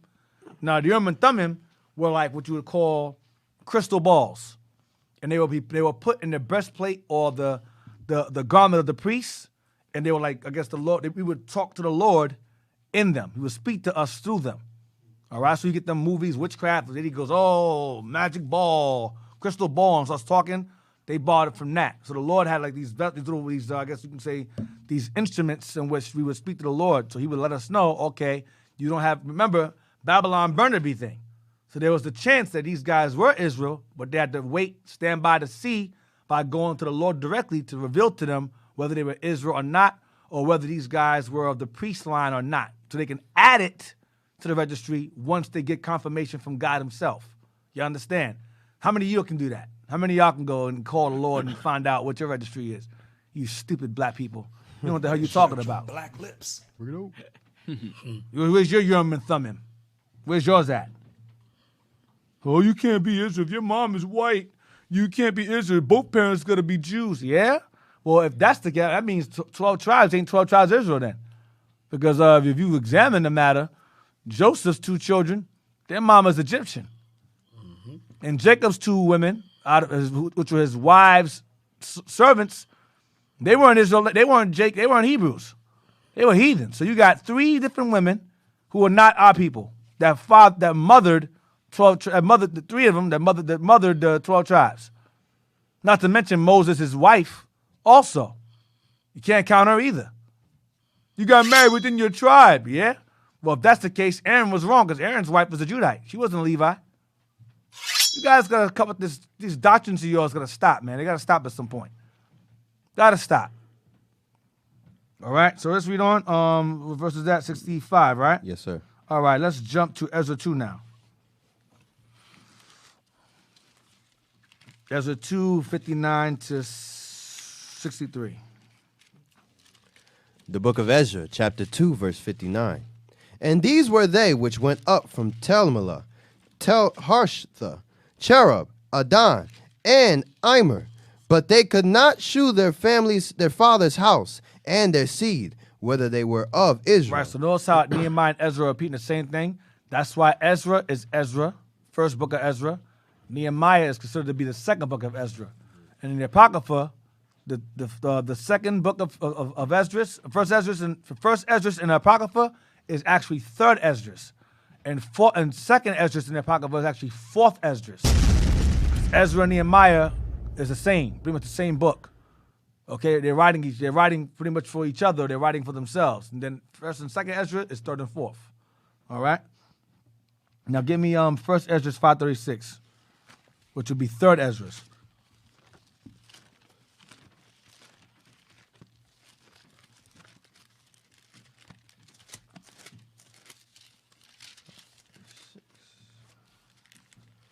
First Ezra, chapter 5 and verse 36. These came up from Temeleth and Terlarsa. Same place, yep, same thing. It's a Greek form, but the same places. Go ahead. Karathalar, leading them, and Asalar. Neither could they shew their families, nor their stock, how they were of Israel. The sons of Laden, the sons of Ban, the sons of Nekodan, 642. Jump down to verse 39. 50 and 2. Verse 49, you said, Deacon? Turn down to verse 39. 39. Verse 39. And when the description of the kindred of these men was sought in the register and was not found, they were removed from executing the office of the priesthood. Right, go ahead, 40. For unto them said Nehemiah and Azariah Azariah is the Tishala. Go ahead. that they should not be partakers of the holy things, till there arose up an high priest clothed with doctrine and truth. Doctrine and truth is the Urim and Thummim. It's the same thing. That's what it means. Doctrine and truth. Urim and Thummim. All right? Now, give me Ezra 3 and 4. I brought this out last night in class.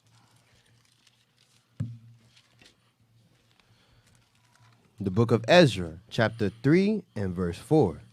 They kept also the Feast of Tabernacles, as it is written, and offered the daily burnt offerings by number, according to the custom, as the duty of every day required. Right, so they kept the Feast of Tabernacles. Go to Nehemiah 8 and 1. So while the foundation was being laid, they were keeping the feast days at the same time. Nehemiah 8. This is with Zerubbabel and Joshua at the time in Ezra 3. Ezra 3 is reflecting back before Nehemiah and Ezra. Nehemiah chapter 8 and verse 1. And all the people gathered themselves together as one man into the street that was before the water gate. And they spake unto Ezra the scribe to bring the book of the law of Moses, which the Lord had commanded to Israel. And Ezra the priest brought the law before the congregation, both of men and women, and all that could hear with understanding upon the first day of the 7th month. All right, so the first day of the 7th month. The first day of the 7th month. Go to, read on, verse 3. And he read therein before the street that was before the water gate, from the morning until midday, before the men and the women, and those that could understand. And the ears of all the people were attentive unto the book of the law. And Ezra the scribe stood upon a pulpit of wood, which they had made for the purpose. And beside him stood Mattaniah, and Shema, and Ananiah, and Urijah, and Hilkiah, and Maasai on his right hand, and on his left hand Pedaiah, and Mishael, and Melchiah, and Hashem, and Hashbanah, Zechariah, and Meshullam. And Ezra opened the book in the sight of all the people, for he was above all the people. He's the leader. Go ahead, the chief priest. Go ahead. And when he opened it, all the people stood up. And Ezra blessed the Lord, the great God. And all the people answered, Amen, Amen, with lifting up their hands. And they bowed their heads and worshiped the Lord with their faces to the ground. Right, that's how you pray. This is how you pray. This is Buddhism. This is Buddhism here. It's not of God. There's nowhere in the Bible you'll find people doing this. Nowhere. I don't care what Tupac said. You understand? Oh, pray for me. Oh, look like I don't care. I don't care about that stuff. Speaking nonsense. Read it again, please. Yes, sir. Verse 6. And Ezra blessed the Lord, the great God. And all the people answered, Amen, Amen. Right. With lifting up their hands. With their hands up. And they bowed their heads. And their heads went down. This is praying. You know who does it properly? Which is sad? Muslims. Muslims do it. Malcolm, when he got down in the movie, he started speaking Arabic, he does this. Because when you pray to the Lord, what are you doing? You're asking to do what? You're asking for what? To receive something. When you receive something, what are you doing? Your hands are open like this. Not this. This is a jutsu. Sasuke, the hell is this? That's not what this is. That's not what that is. Hands, do this. Head down, and then the Lord bestows whatever it is you ask for. Hands open, head down. Humility, like this. Right. You know, another example of that would be Planet of the Apes. Right, yeah. When they humbled down, he did that, and then he does this with the hand. It's humility. Head down, hand out. The same with the Lord. Head down, hands up. It's none of this. I don't know what the hell this even means. But black people got the plaque on the wall with Caesar Bowl. Please, Lord, don't let the cops catch me. I'm selling drugs. Please, God. Please don't let me be pregnant, please. Please give me the abortion pills. Please. No, nigga, no. No. God didn't listen to that. Read verse 6 again. And Ezra blessed the Lord, the great God. And all the people answered, Amen, Amen, with lifting up their hands. And they bowed their heads. Down. and worship the Lord with their faces to the ground. Hands up, head down. Go ahead.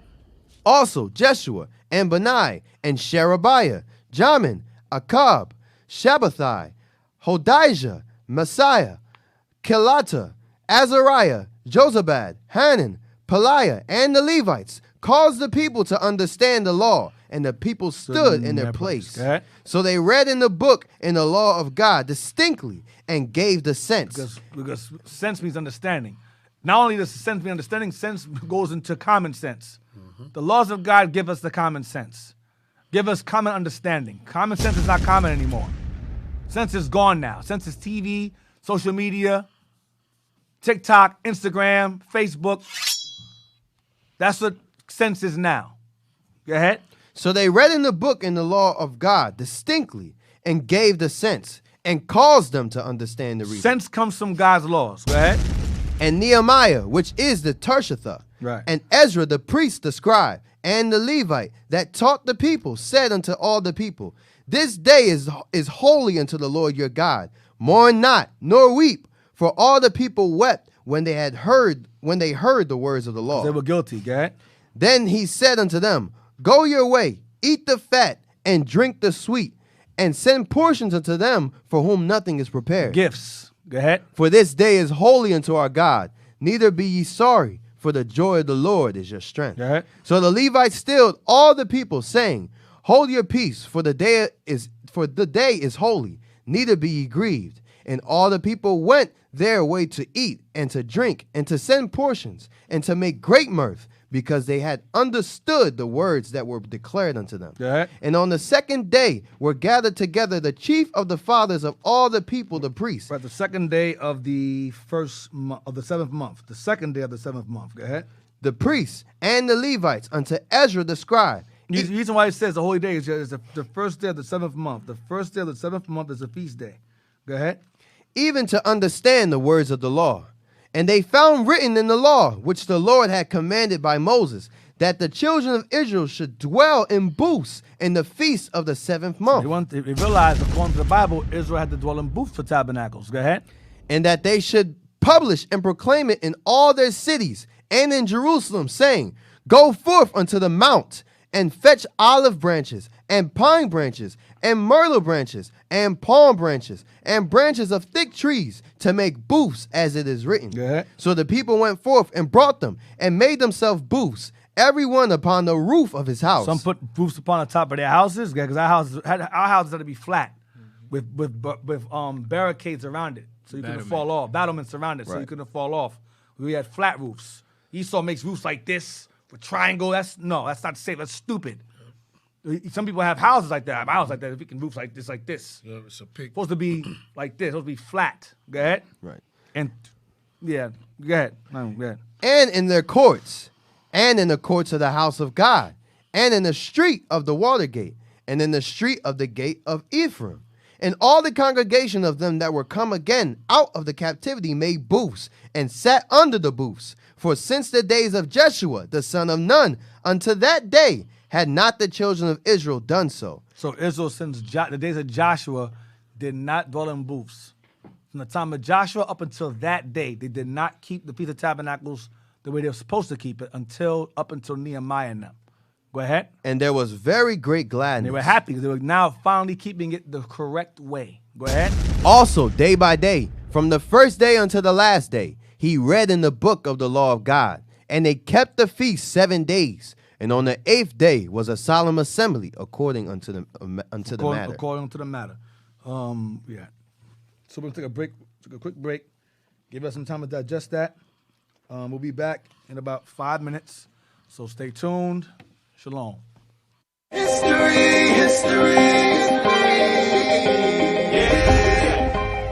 Israel, Most High Christ bless. Deacon here of IUIC Philadelphia. Tuned into Our Hidden History Radio, where we go into deep understanding and history of who we are, according to the Bible, hidden artifacts, archaeology, the geography, all you can think of that surrounds around our history of the Bible. We go into it in depth.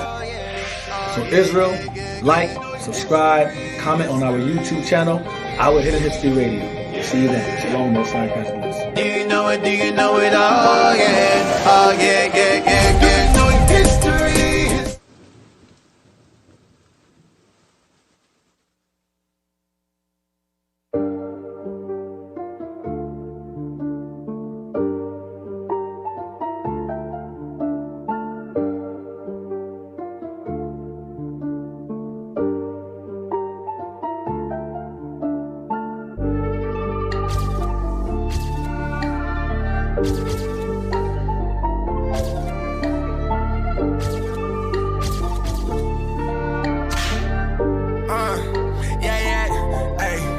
I'm not a bad individual. I just made some mistakes on my way down the road. Drop that old man like a give and go. The one in the mirror is my biggest fall. Ain't gonna act like it's difficult. I gotta get right cause the time ain't gon' slow. Gotta do as it is written though. Man, I thank the Lord if you didn't know. He saved my life. He saved my life. We don't make no brothers and we don't world. Flip through the scripts and see diamonds and pearls. We can decide to leave that for the journal. Came in it, I finished slide on my jewels in other cities. I found a brand new way of life. Never alone, even though nobody with me. I got my God, he saved my life. Why you in my way? Kingdom on the line, I cannot play. No, not today. Okay. I'm not a bad individual. I just made some mistakes on my way down the road. Drop that old man like a give and go. The one in the mirror is my biggest fall. Ain't gonna act like it's difficult. I gotta get right cause the time ain't gon' slow. Gotta do as it is written though. Man, I thank the Lord if you didn't know. He saved my life. I had to get the right living, the sinner life. Could've went wrong. I done fell plenty times, but I'm in a fight. Still holding on. You need to decide if you really on this side. Move along. And this is the end signs. Yeah, this is the end. Don't leave me alone. My father gave me the recipe. Day to day, I see that Satan be vesting me. I had to become a better me. Walking different, had to switch up the energy. Wishing death upon the enemy. Son of perdition ain't who we pretend to be. Now I'm steady learning lessons, searching out the blessings that Moses has sent to me. For a while I was wild and old man inside me had my vision blinded. Searching to find it, had to change up. Could've went wrong. Now I'm trying to stay up. Still holding on. I'm not a bad individual. I just made some mistakes on my way down the road. Drop that old man like a give and go. The one in the mirror is my biggest fall. Ain't gonna act like it's difficult. I gotta get right cause the time ain't gon' slow. Gotta do as it is written though. Man, I thank the Lord if you didn't know. He saved my life. Wagwan, I done made some mistakes, ain't no bar mine. And it points when it rains, who been washed off the stains. They still look at me strange for the outcome. Yeah. How come he chose me to walk up this mountain? And all of the blessings and mercies I've seen on this journey, I never forgot one.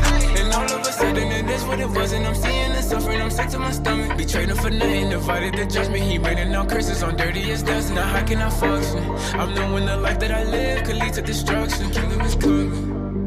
Get it together, no time for dysfunction. I'm not a bad individual. I just made some mistakes on my way down the road. Drop that old man like a give and go. The one in the mirror is my biggest fall. Ain't gonna act like it's difficult. I gotta get right cause the time ain't gon' slow. Gotta do as it is written though. Man, I thank the Lord if you didn't know. He saved my life.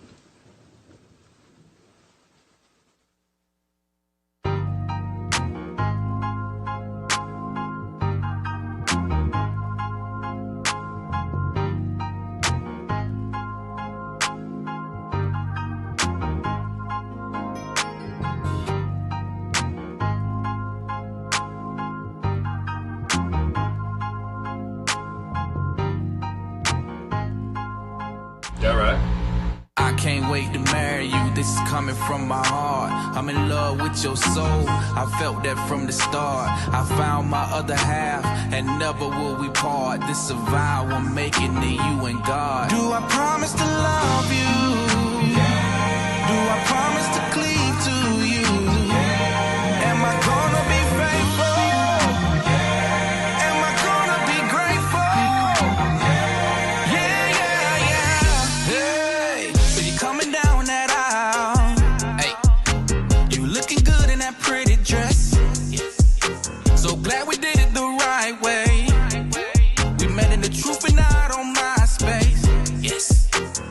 believe this is happening. Everything that I hoped and dreamed, she's getting a little bit closer.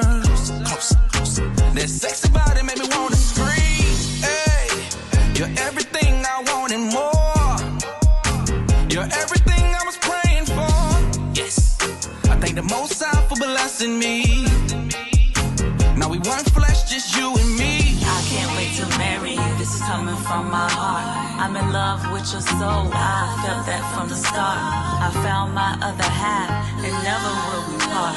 It's a vow I'm making to you and God. Do I promise to love you? Do I promise to cleave to you? Am I gonna be faithful? Am I gonna be grateful? Hey, wanna rewind this day and do it again. My confidant, you're my best friend. It's gonna be people that don't wanna see us win.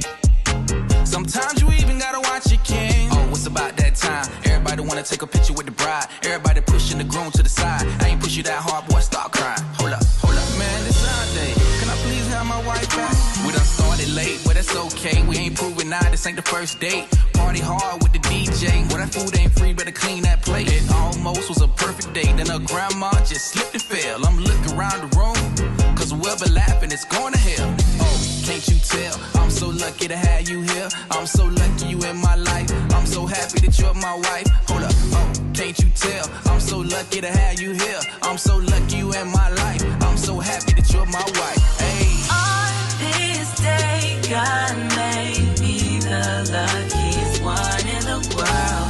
Love you for life, and you know I'll be honored as your wife. Feeling your desire. Give him all my loving. Put no man above him.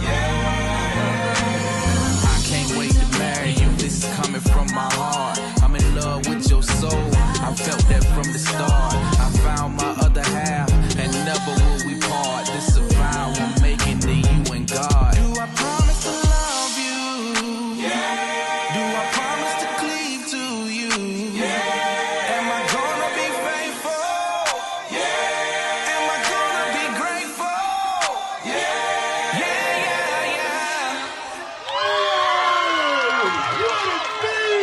All praise to the Most High.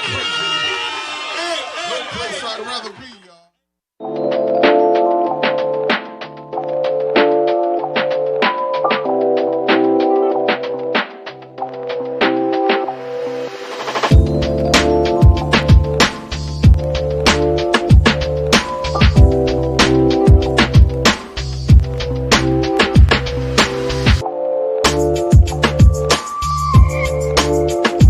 Check it out.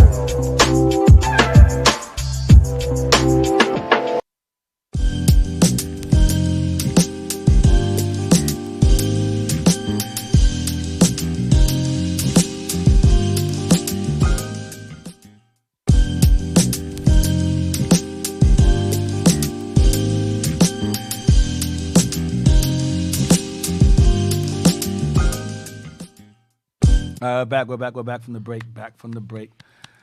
All right. So, okay. One clap. Thank you. All right. So, oh, God. Who's the Abaddon? Who's clap like that? Look, what? Oh, gosh. No, I'm trying to get his attention. Jeez. Oh, my God. It's okay. It's all right.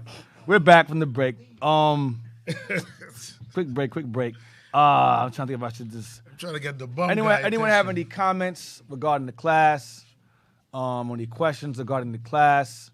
You can text or call us at 267-702-6121. That's 267-702-6121. For any comments you may have regarding the class or questions you may have regarding the class for today or even yesterday. Well, not yesterday, today, because y'all going to probably be deep. So I'll just say today because I'm tired. My mind can't even deal with that stuff. So in the meantime, we're waiting on that. Let's go into 2 Maccabees 1. 2 Maccabees 1. Like, why are you going on Maccabees for? What's that to do with Persia? Oh, you'll see. You will see. There's some things that's mentioned in Maccabees about what happened with Nehemiah that we don't know. Second Maccabees. Verse 20. Second Maccabees 1 verse 18. You bum guys, man. Second Maccabees, chapter 1 and verse 18. Therefore, whereas we are now proposed to keep the purification of the temple upon the 5 and 20th day of the month Caslu, we thought it necessary to certify you thereof, that ye also might keep it, as the feast of the tabernacles. So the feast of dedication, which you know of as Hanukkah, is to be kept as the feast of tabernacles. Why? Because they dedicated the temple during the time the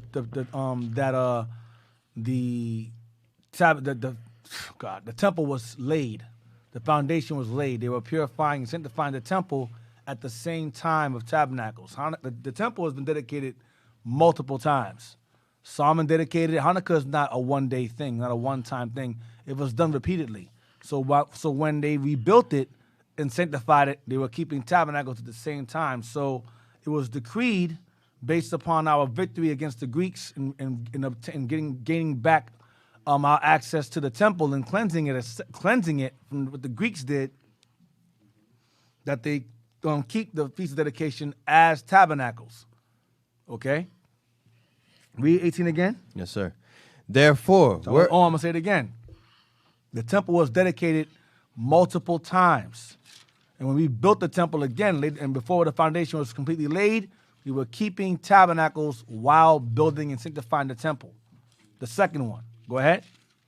Therefore, whereas we are now purposed to keep the purification of the temple upon the 5 and 20th day of the month Caslu. 25th day. That's when then you have Esau decide to take it upon himself that, okay, you have your holiday of God, 25th day of the 10th month of the year.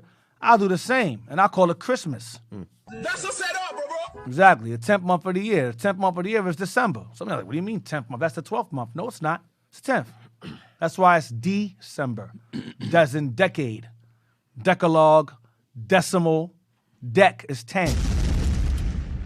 Okay? Oc is like an octagon. Octopus has 8 arms. Dr. Otto Octavius. Doctorado, you know, that's 8. That's the 8th month. Sept, as in 7. Okay? 7. Septimius, that's 7. Octave, that's Octavius, 8th born. And in French, that's how you say it. All right, you got a call? All right, cool. Sept. Right, sept is 7, like septuplets. In French, that's a number 7. Right. And Esau still noticed you can actually go to the online or the dictionary and look it up on Google. Right, and before it still say it. And prior to Augustus, which is Augustus Caesar, August, it was Sextilis, 6. Yes, we got a phone call. Hello. Yes. I want to know. Wait. What's your name? Where you calling from? How you doing, man? What's your name? Where you calling from? I'm a truck driver, and I'm out of Miami. Jeffrey Reynolds. I'm out of Miami. I go to the Miami camp every time. Okay. All praises, bro. How you doing? What's going on, bro? All right. Okay. I got the question is, if you got a unbelieving wife, but you believe, but she don't believe, and you try to keep trying to talk to her, what do you do from that? You know. Well, that decision I leave to you regarding your unbelieving wife, because you have to make. How long you been in the truth? I've been in the truth now for about like 2 years. 2-3 years? Yeah. And you've been congregating and all that stuff? I've been congregating, but I'm truck driving. I'm in and out. You're off and on. I'm on the road truck driver.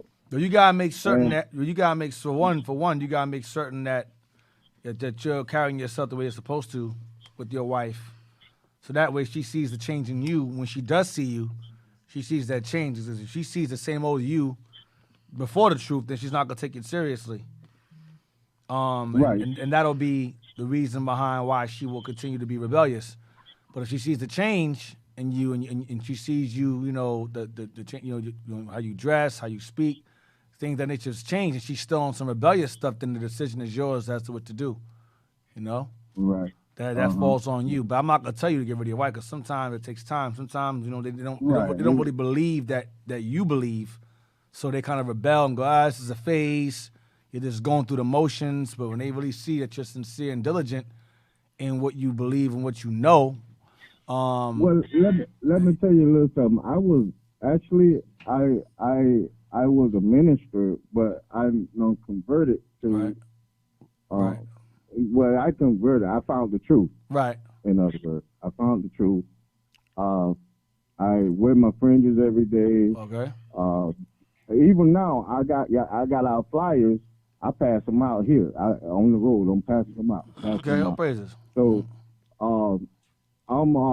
and she the truth. It's taking her. I think I'm just too fast to trying to change it. I don't know. I mean, like I said, I mean, you've been with us been with the truth for 3 years, and the Lord was patient with you before you came in, so you'll be patient with her. But at the same time, if she's like being outright rebellious and she's like, I don't believe none of that you're saying is a lie, whatever. No, she don't say that. She don't say it like that. She believes some of the things, right? Majority of the things, but when it comes down to like.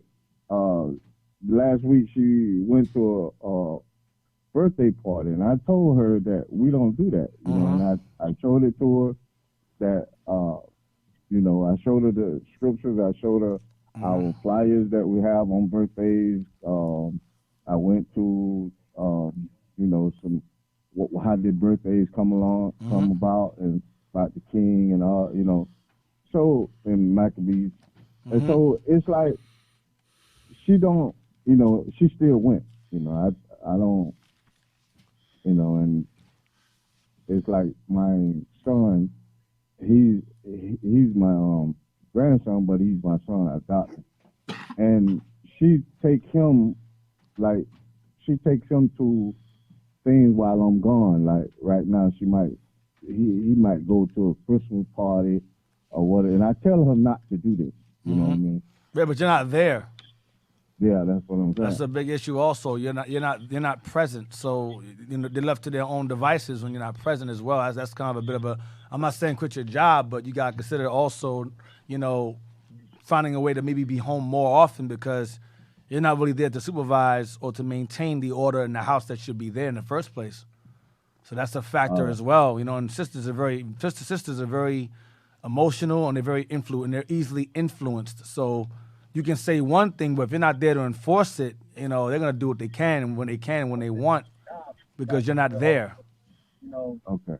So you gotta kind of, you have to kind of, I'm breaking up. You can hear me?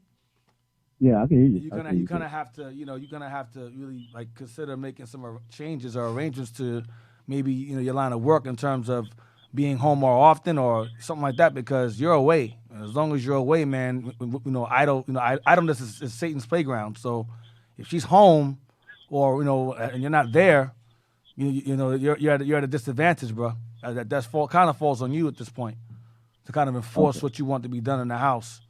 As long as you're not there, she do what she wants to do. But once you're there, once you get home and she's still doing what she wants to do, you gotta make a decision. Yeah, okay. Well, yeah, we talking about that already about getting a job that I can at least be home on the on weekends. More at least be home on weekends. At least be home for the Sabbath. At least something, or at least maybe I don't know. Figure something out, brother. You gotta be home. Yeah, go ahead. Also, bro, remember you have to be the example to her, because you don't want to have to lead her.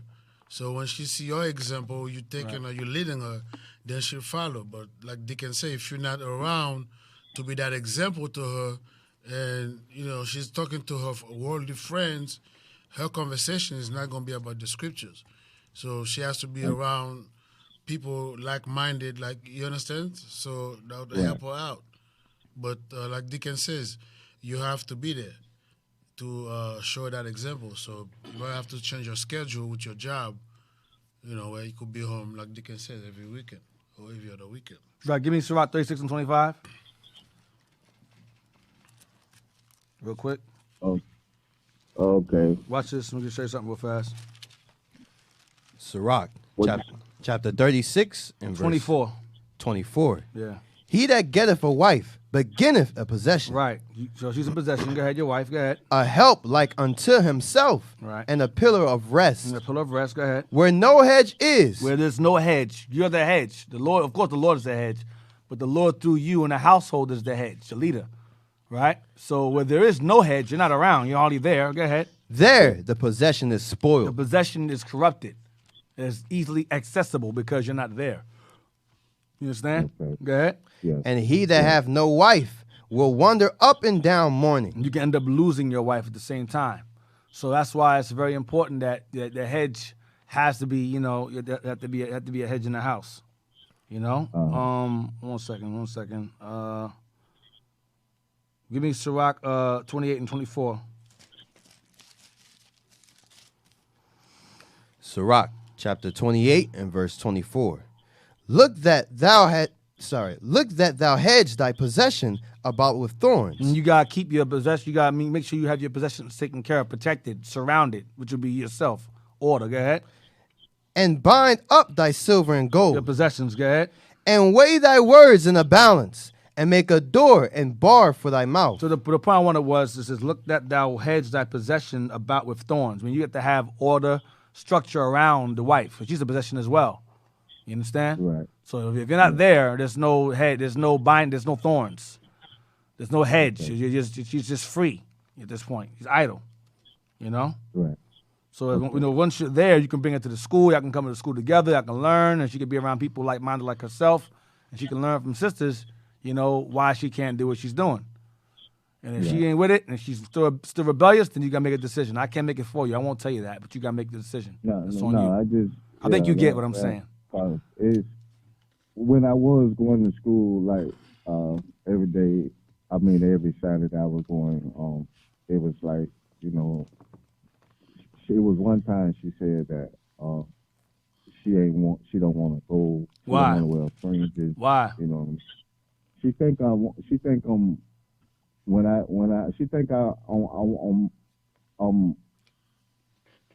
forcing things on her. But you're not hardly. You're hardly home. Huh? You're hardly home. Are you forcing things? I'm saying before I got this job, before I started. Oh, you're forcing things on her. Forcing things. Job. Okay, got you. I had my own company, and it's like I was going to the Miami camp, you know, like on the week, on the 7th, constantly, and it was like it gets to the point she don't want to go, you know. So you're forcing. She's saying you're forcing things on her. Yeah, she said I'm forcing it on. Like what? Like forcing what on her exactly? Like I'm telling her about the birthdays. I'm telling her about Christmas. I'm telling her about this, and it's like she's saying, you know, she's saying I'm forcing that on her when I'm showing it to her. She's saying what? Telling her. She said I'm forcing it on her, like forcing her not to do Christmas, not to do birthdays. Not. Have you ever asked her why she wants to celebrate those things? I didn't ask her that. You should ask her. What makes you feel like you like this? Who's forcing you to celebrate Christmas? Who's forcing you to celebrate birthdays? Where'd that come from? Why do you feel so compelled to celebrate those things? No, you should ask. I'm saying you should ask these questions. Because I showed it to her. Right. I know you showed her, but I'm asking, have you ever asked her who's forced you? Have you ever asked her the question, who's forcing you to celebrate these holidays that you choose to celebrate when I'm not around? Because you're doing that you're doing that voluntarily. Who's forced you to do that? Because that's not biblical. Because just ask her. Just ask her. Listen, show me where in the Bible the Messiah was born in the wintertime, or where he said to observe his birthday, or what does the tree have to do with his birth, or a tree? What does that have to do with his birth? Or a fat white man on a chimney with reindeer. What does that have to do with his birth? And why should I observe it? Let's just say I'm wrong. Let's say I'm forcing you, right? You gotta say these things. Let's say I'm wrong and I'm forcing you, right? Why should I follow? Maybe I'm wrong. Maybe I'm misguided. Maybe I should celebrate birthdays and I should celebrate Christmas. Why? Give me a biblical reason as to why I should celebrate these days, or give me a logical reason. Because even logical there's no reason behind celebrating those days. There's no reason behind it. None. So you gotta be slick to go, listen, you know what? Let's play devil's advocate. Let's say I'm forcing you. Maybe I'm misguided. Maybe I'm bugging out. Maybe I'm overreacting. Maybe I'm taking this too seriously. Okay, let's go things your way. Let's do things your way. Why should I celebrate Christmas? That's coming up, right? Why should I celebrate it? Give me a reason behind why I should celebrate it. And her logic will be, well, it's a time for family.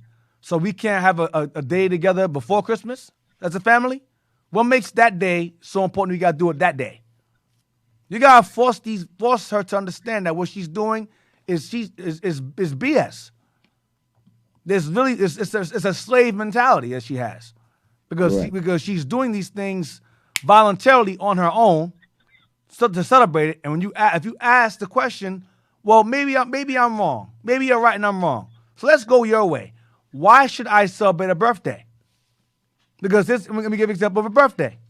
Now, a birthday, right? I'm going to give you an example. I use my son as an example. My son was born June 13th, 2010, on a Sunday at 3:30.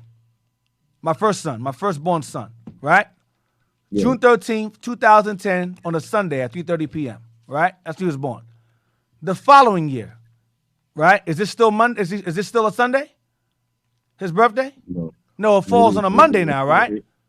Right. Right, so it's not his birthday anymore. You can't be, unless my son shrinks back into a baby and climbs back in the vagina, he ain't born a second year. You're born one time. So what are we celebrating? What are we celebrating? You know how many people walking on this earth right now who are born that ain't worth shit? Excuse my language.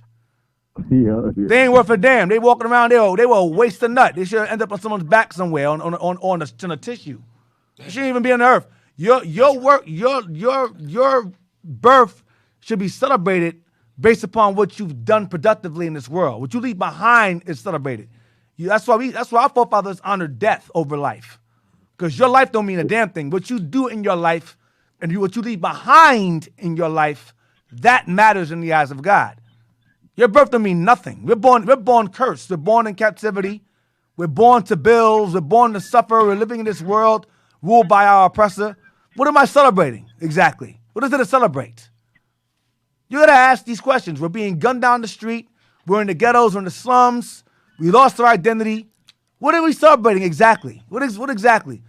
Now, I can celebrate being a child of God and keep my God's holidays. I can do that because that's the only thing you can be proud of in this world, is being a chosen child of God. That's to celebrate. But my birth, for what? And if a person has a child and that child becomes a devil, we gonna celebrate their birthday? I don't understand. I'm not celebrating none of that. I'm gonna celebrate what they've done in their lifetime. You honor that. What you leave behind is celebrated, not what you when you're born. No one knows what's gonna happen to you when you're born, who you become when you're born. You could be born and turn to the devil. So birthdays literally make no sense to celebrate. Right. Death, you do. That's why the Bible, Jeremiah said, "Cursed be the day I was born," because Jeremiah understood birth don't mean nothing. Your death is actually more valid than your life, because what you leave behind, what you do when you're alive, that matters. What you leave behind when you're dead, that matters. Your birth don't mean shit. Excuse my language. You understand? So we didn't celebrate that nonsense. When you do that, you're deifying yourself. You're worshiping yourself. That's what that is. It's self-worship. It's idolatry doing that. Right. Just off logic alone. So you ask her, listen, maybe I'm being misguided. Maybe I'm forcing me too. So let's go your way. Explain to me why I should celebrate Christmas or celebrate a birthday. Explain it to me. Give me a reason as an individual who belongs to this particular race of people who have been the bottom since you got over here. What am I celebrating a birth for exactly? And when I celebrate Christmas, whose birthday is that I'm celebrating? And where's that in the Bible? And let her explain herself. Don't say nothing. Okay. And then if she starts running her mouth and rebelling, you got decisions to make, brother. I'll leave you with that. Okay. All right? All right. All right, brother. I'm going to continue the show. Thank you. Shalom, most son. God bless. Stay strong. Nice talking to you. Stay strong. All right? All right, we got. Shalom. It says, Shalom, Deacon Ithan, and leadership. Most High Christ bless you all. What just happened?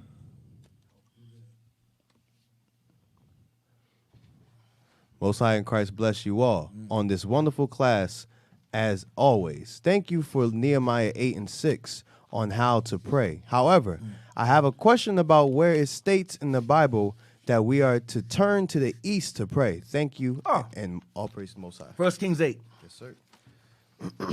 1 Kings 8. 1 Kings. You know that one, right? Yes, sir. Yeah. Chapter 8 and verse 48. Well, not the east more so. We face Jerusalem because the east, it don't say east, it says face Jerusalem. Based upon where we're at now in this hemisphere, we got to face the east because that's where our land is. But if you're in Africa somewhere, you got to face a different direction. You got to face Jerusalem, wherever that is. You got to face wherever Jerusalem is, which could be like if you're in South Africa. If you're in West Africa, you still got to face the east. Right. Jerusalem is northeast. Basically where the sun rises. Where the sun rises, you got to face where the Jerusalem is, right? If you're in China, Jerusalem's going to be to your west? Yeah, pretty much, which would be, So 1 Kings 8? Yes, sir. 1 Kings chapter 8, verse 48. And so return unto thee with all their heart and with all their soul, and the land of their enemies, which led them away captive, and pray unto thee toward their land. Toward their land. See that? Toward their land. Go ahead. Which thou gavest unto their fathers, the city which thou hast chosen, and the house which I have built for thy name. Right. So we prayed to the Lord towards the land. What is that in Daniel? He did the same thing? Daniel 6 and 10. Let's get that. The book of Daniel, chapter 6 and verse 10. Y'all ready for that one? Y'all both at the same time. I had it open already, Deacon. Daniel 6 and 10. I was like, oh, okay. While you were stuck in Yeah, I'm already setting up. While you were stuck in it, was reading this. They already had it. Oh, we went out. Okay, we're back in. Daniel 6 and 10. Daniel chapter 6 and verse 10. Man, stay in the spirit over there, bro. Hey. Go ahead. Now when Daniel knew that the writing was signed, he went into his house, and his windows being open in his chamber toward Jerusalem. Toward Jerusalem. Because remember, he's in Babylon from there. Go ahead. He kneeled upon his knees 3 times a day and prayed and gave thanks before his God as he did aforetime. Right. So he kneeled upon his knees toward Jerusalem. All right. Which in our situation would be the east. All right. So we say Jerusalem. That's why we say east. But it's Jerusalem. Face Jerusalem. That's why we say now, face Jerusalem. That's what we say now. So wherever you at. Wherever you at, you got to face Jerusalem. Wherever that is, you face Jerusalem. All right? Hope that answers your question. It's another question at the time. Yeah, sure. What's the next one? Zoom in a little bit. Says, hi, I was wondering if Amhara tribes in Ethiopia are all Cushites, as I am part of that group, and Ethiopian history is confusing. Ethiopian history is very confusing. Amharic, yeah. It's definitely Amharic. Give me vocal. I went over that. Yeah, I heard. Yeah, we went over. We went over that 2 weeks ago. That's definitely us. Amharic. Give me that. Look up that real fast. Amharic. Isn't that a language? I think that's a language. Let me look at it. I think it was with the Falashim. Something. Yeah, that's them. That's us over there. Let me see. Let me see. We was definitely mixed in over there. Yeah, very much so. Yeah, Semitic language. Yeah, that's us. They're from Geese. That's us. Amharic, yeah. It's a language. It's the Semitic language descended from Geese.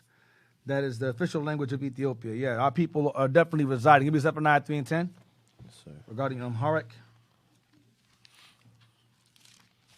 Afro-Asiatic family, Semitic, West Semitic, South Semitic. Yes. Not all of them are us, but we are definitely there. Amharic definitely relates to us over there. Right. Go ahead. Zephaniah chapter 3 and verse 10. From beyond the rivers of Ethiopia, my suppliant, even the daughter of my dispersed, shall bring my offering. Right, that's us in Ethiopia. Give me Isaiah 11. The book of Isaiah, chapter 11 and verse 11.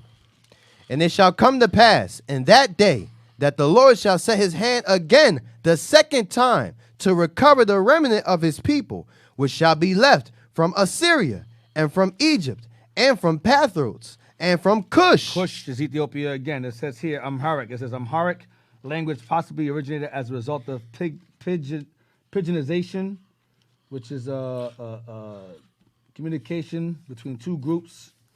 basically a mixture of both. Processed with the Cushitic substratum and the Semitic superstratum. So it's a mixture of Cushitic and Semitic languages together. Evolved from the Proto-Ethio-Semitic. Examples of this is Geese, Guraj, and Tigrinya. Tigrinya is definitely Jake's. Tigrinya is definitely Jake. That's that sister that from Godfather of Harlem. She's from them. Tigrayans, they're being massacred over there, matter of fact. Tigrayans, Tigray region. Eritrea, Tigray, that's definitely us. Afro-Asiatic family. So we're definitely over there. So don't be confused about that. You know, if you believe in this truth and you up over there, it is what it is. Right. My sheep in my voice. Right. So don't get too wrapped up in that stuff. But our people are definitely mingled around over there. And we've been over there since the time of Esther. Remember, the provinces of Persia was from Ethiopia to India.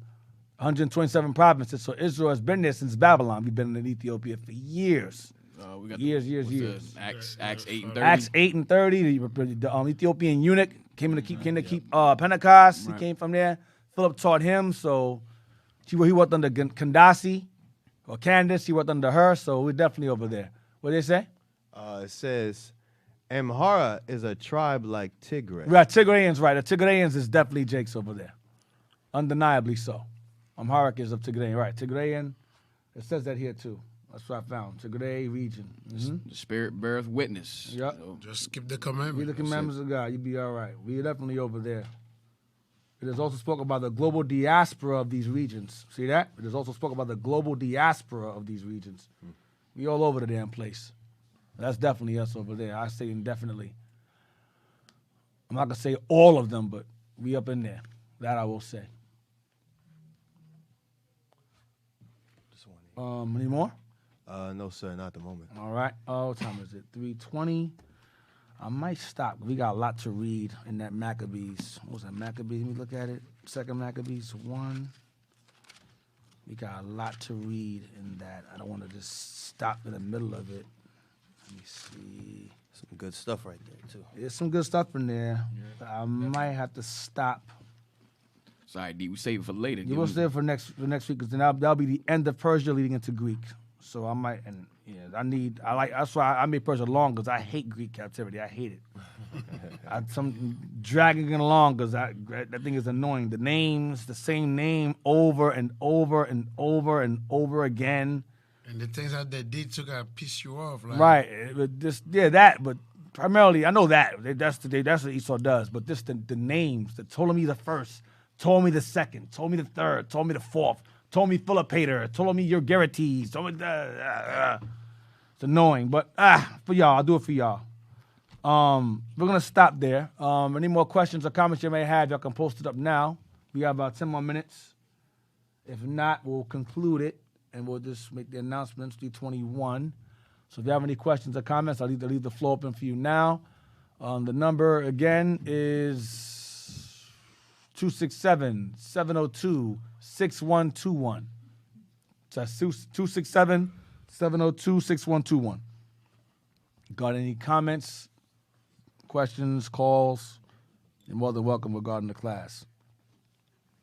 The last caller, he didn't ask you a question according to the class, but it kind of tied into what I went over yesterday. So he probably caught that part. And I said, and I don't want to go into yesterday's topic because I did address an unbelieving spouse yesterday, Deacon Malachi. That sets him off. Whenever we go over that. So that thing was heavy on his mind, man. I didn't hear nothing about this class. That's okay. So, anything else? Anybody else? Oh, we just got another question. Okay, what's the question you got? What? It's a call or the question? Is it a call regarding the topic? It's two questions and a call. All right, so I answer the call first, and then I answer the questions. You got them on? You're vetting it. Wow. Come on, man. Huh? It's just exhortation. Okay, yeah, come on. So, caller, what's your name? Where you calling from?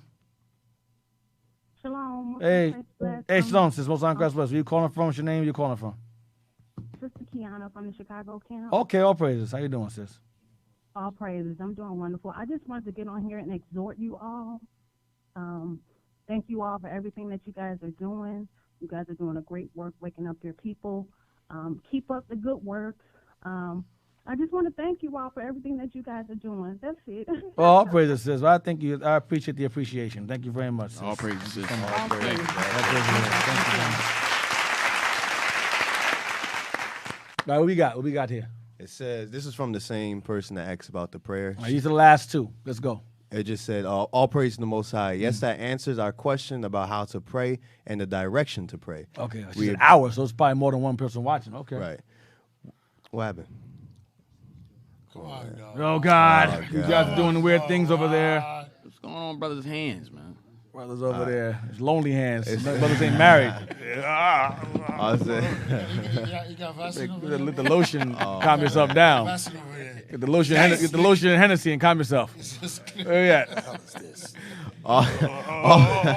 all praise to the Most High. All these guys, man. Keyboards keep moving. Where we at? Keyboard keeps moving it. It's called Ghostbusters.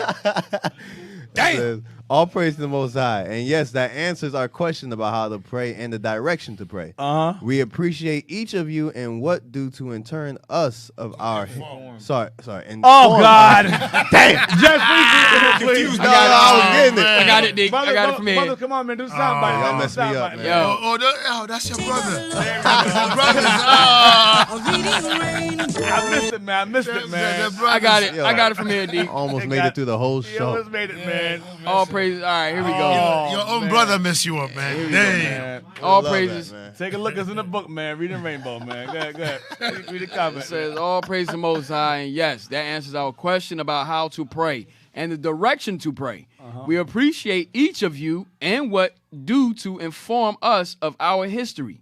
Most High Christ bless you all. We love you. We love y'all family. All praises. All praises. All right, that's all you had to say. That's how you had to read, I brother. was getting there. I was taking a long way.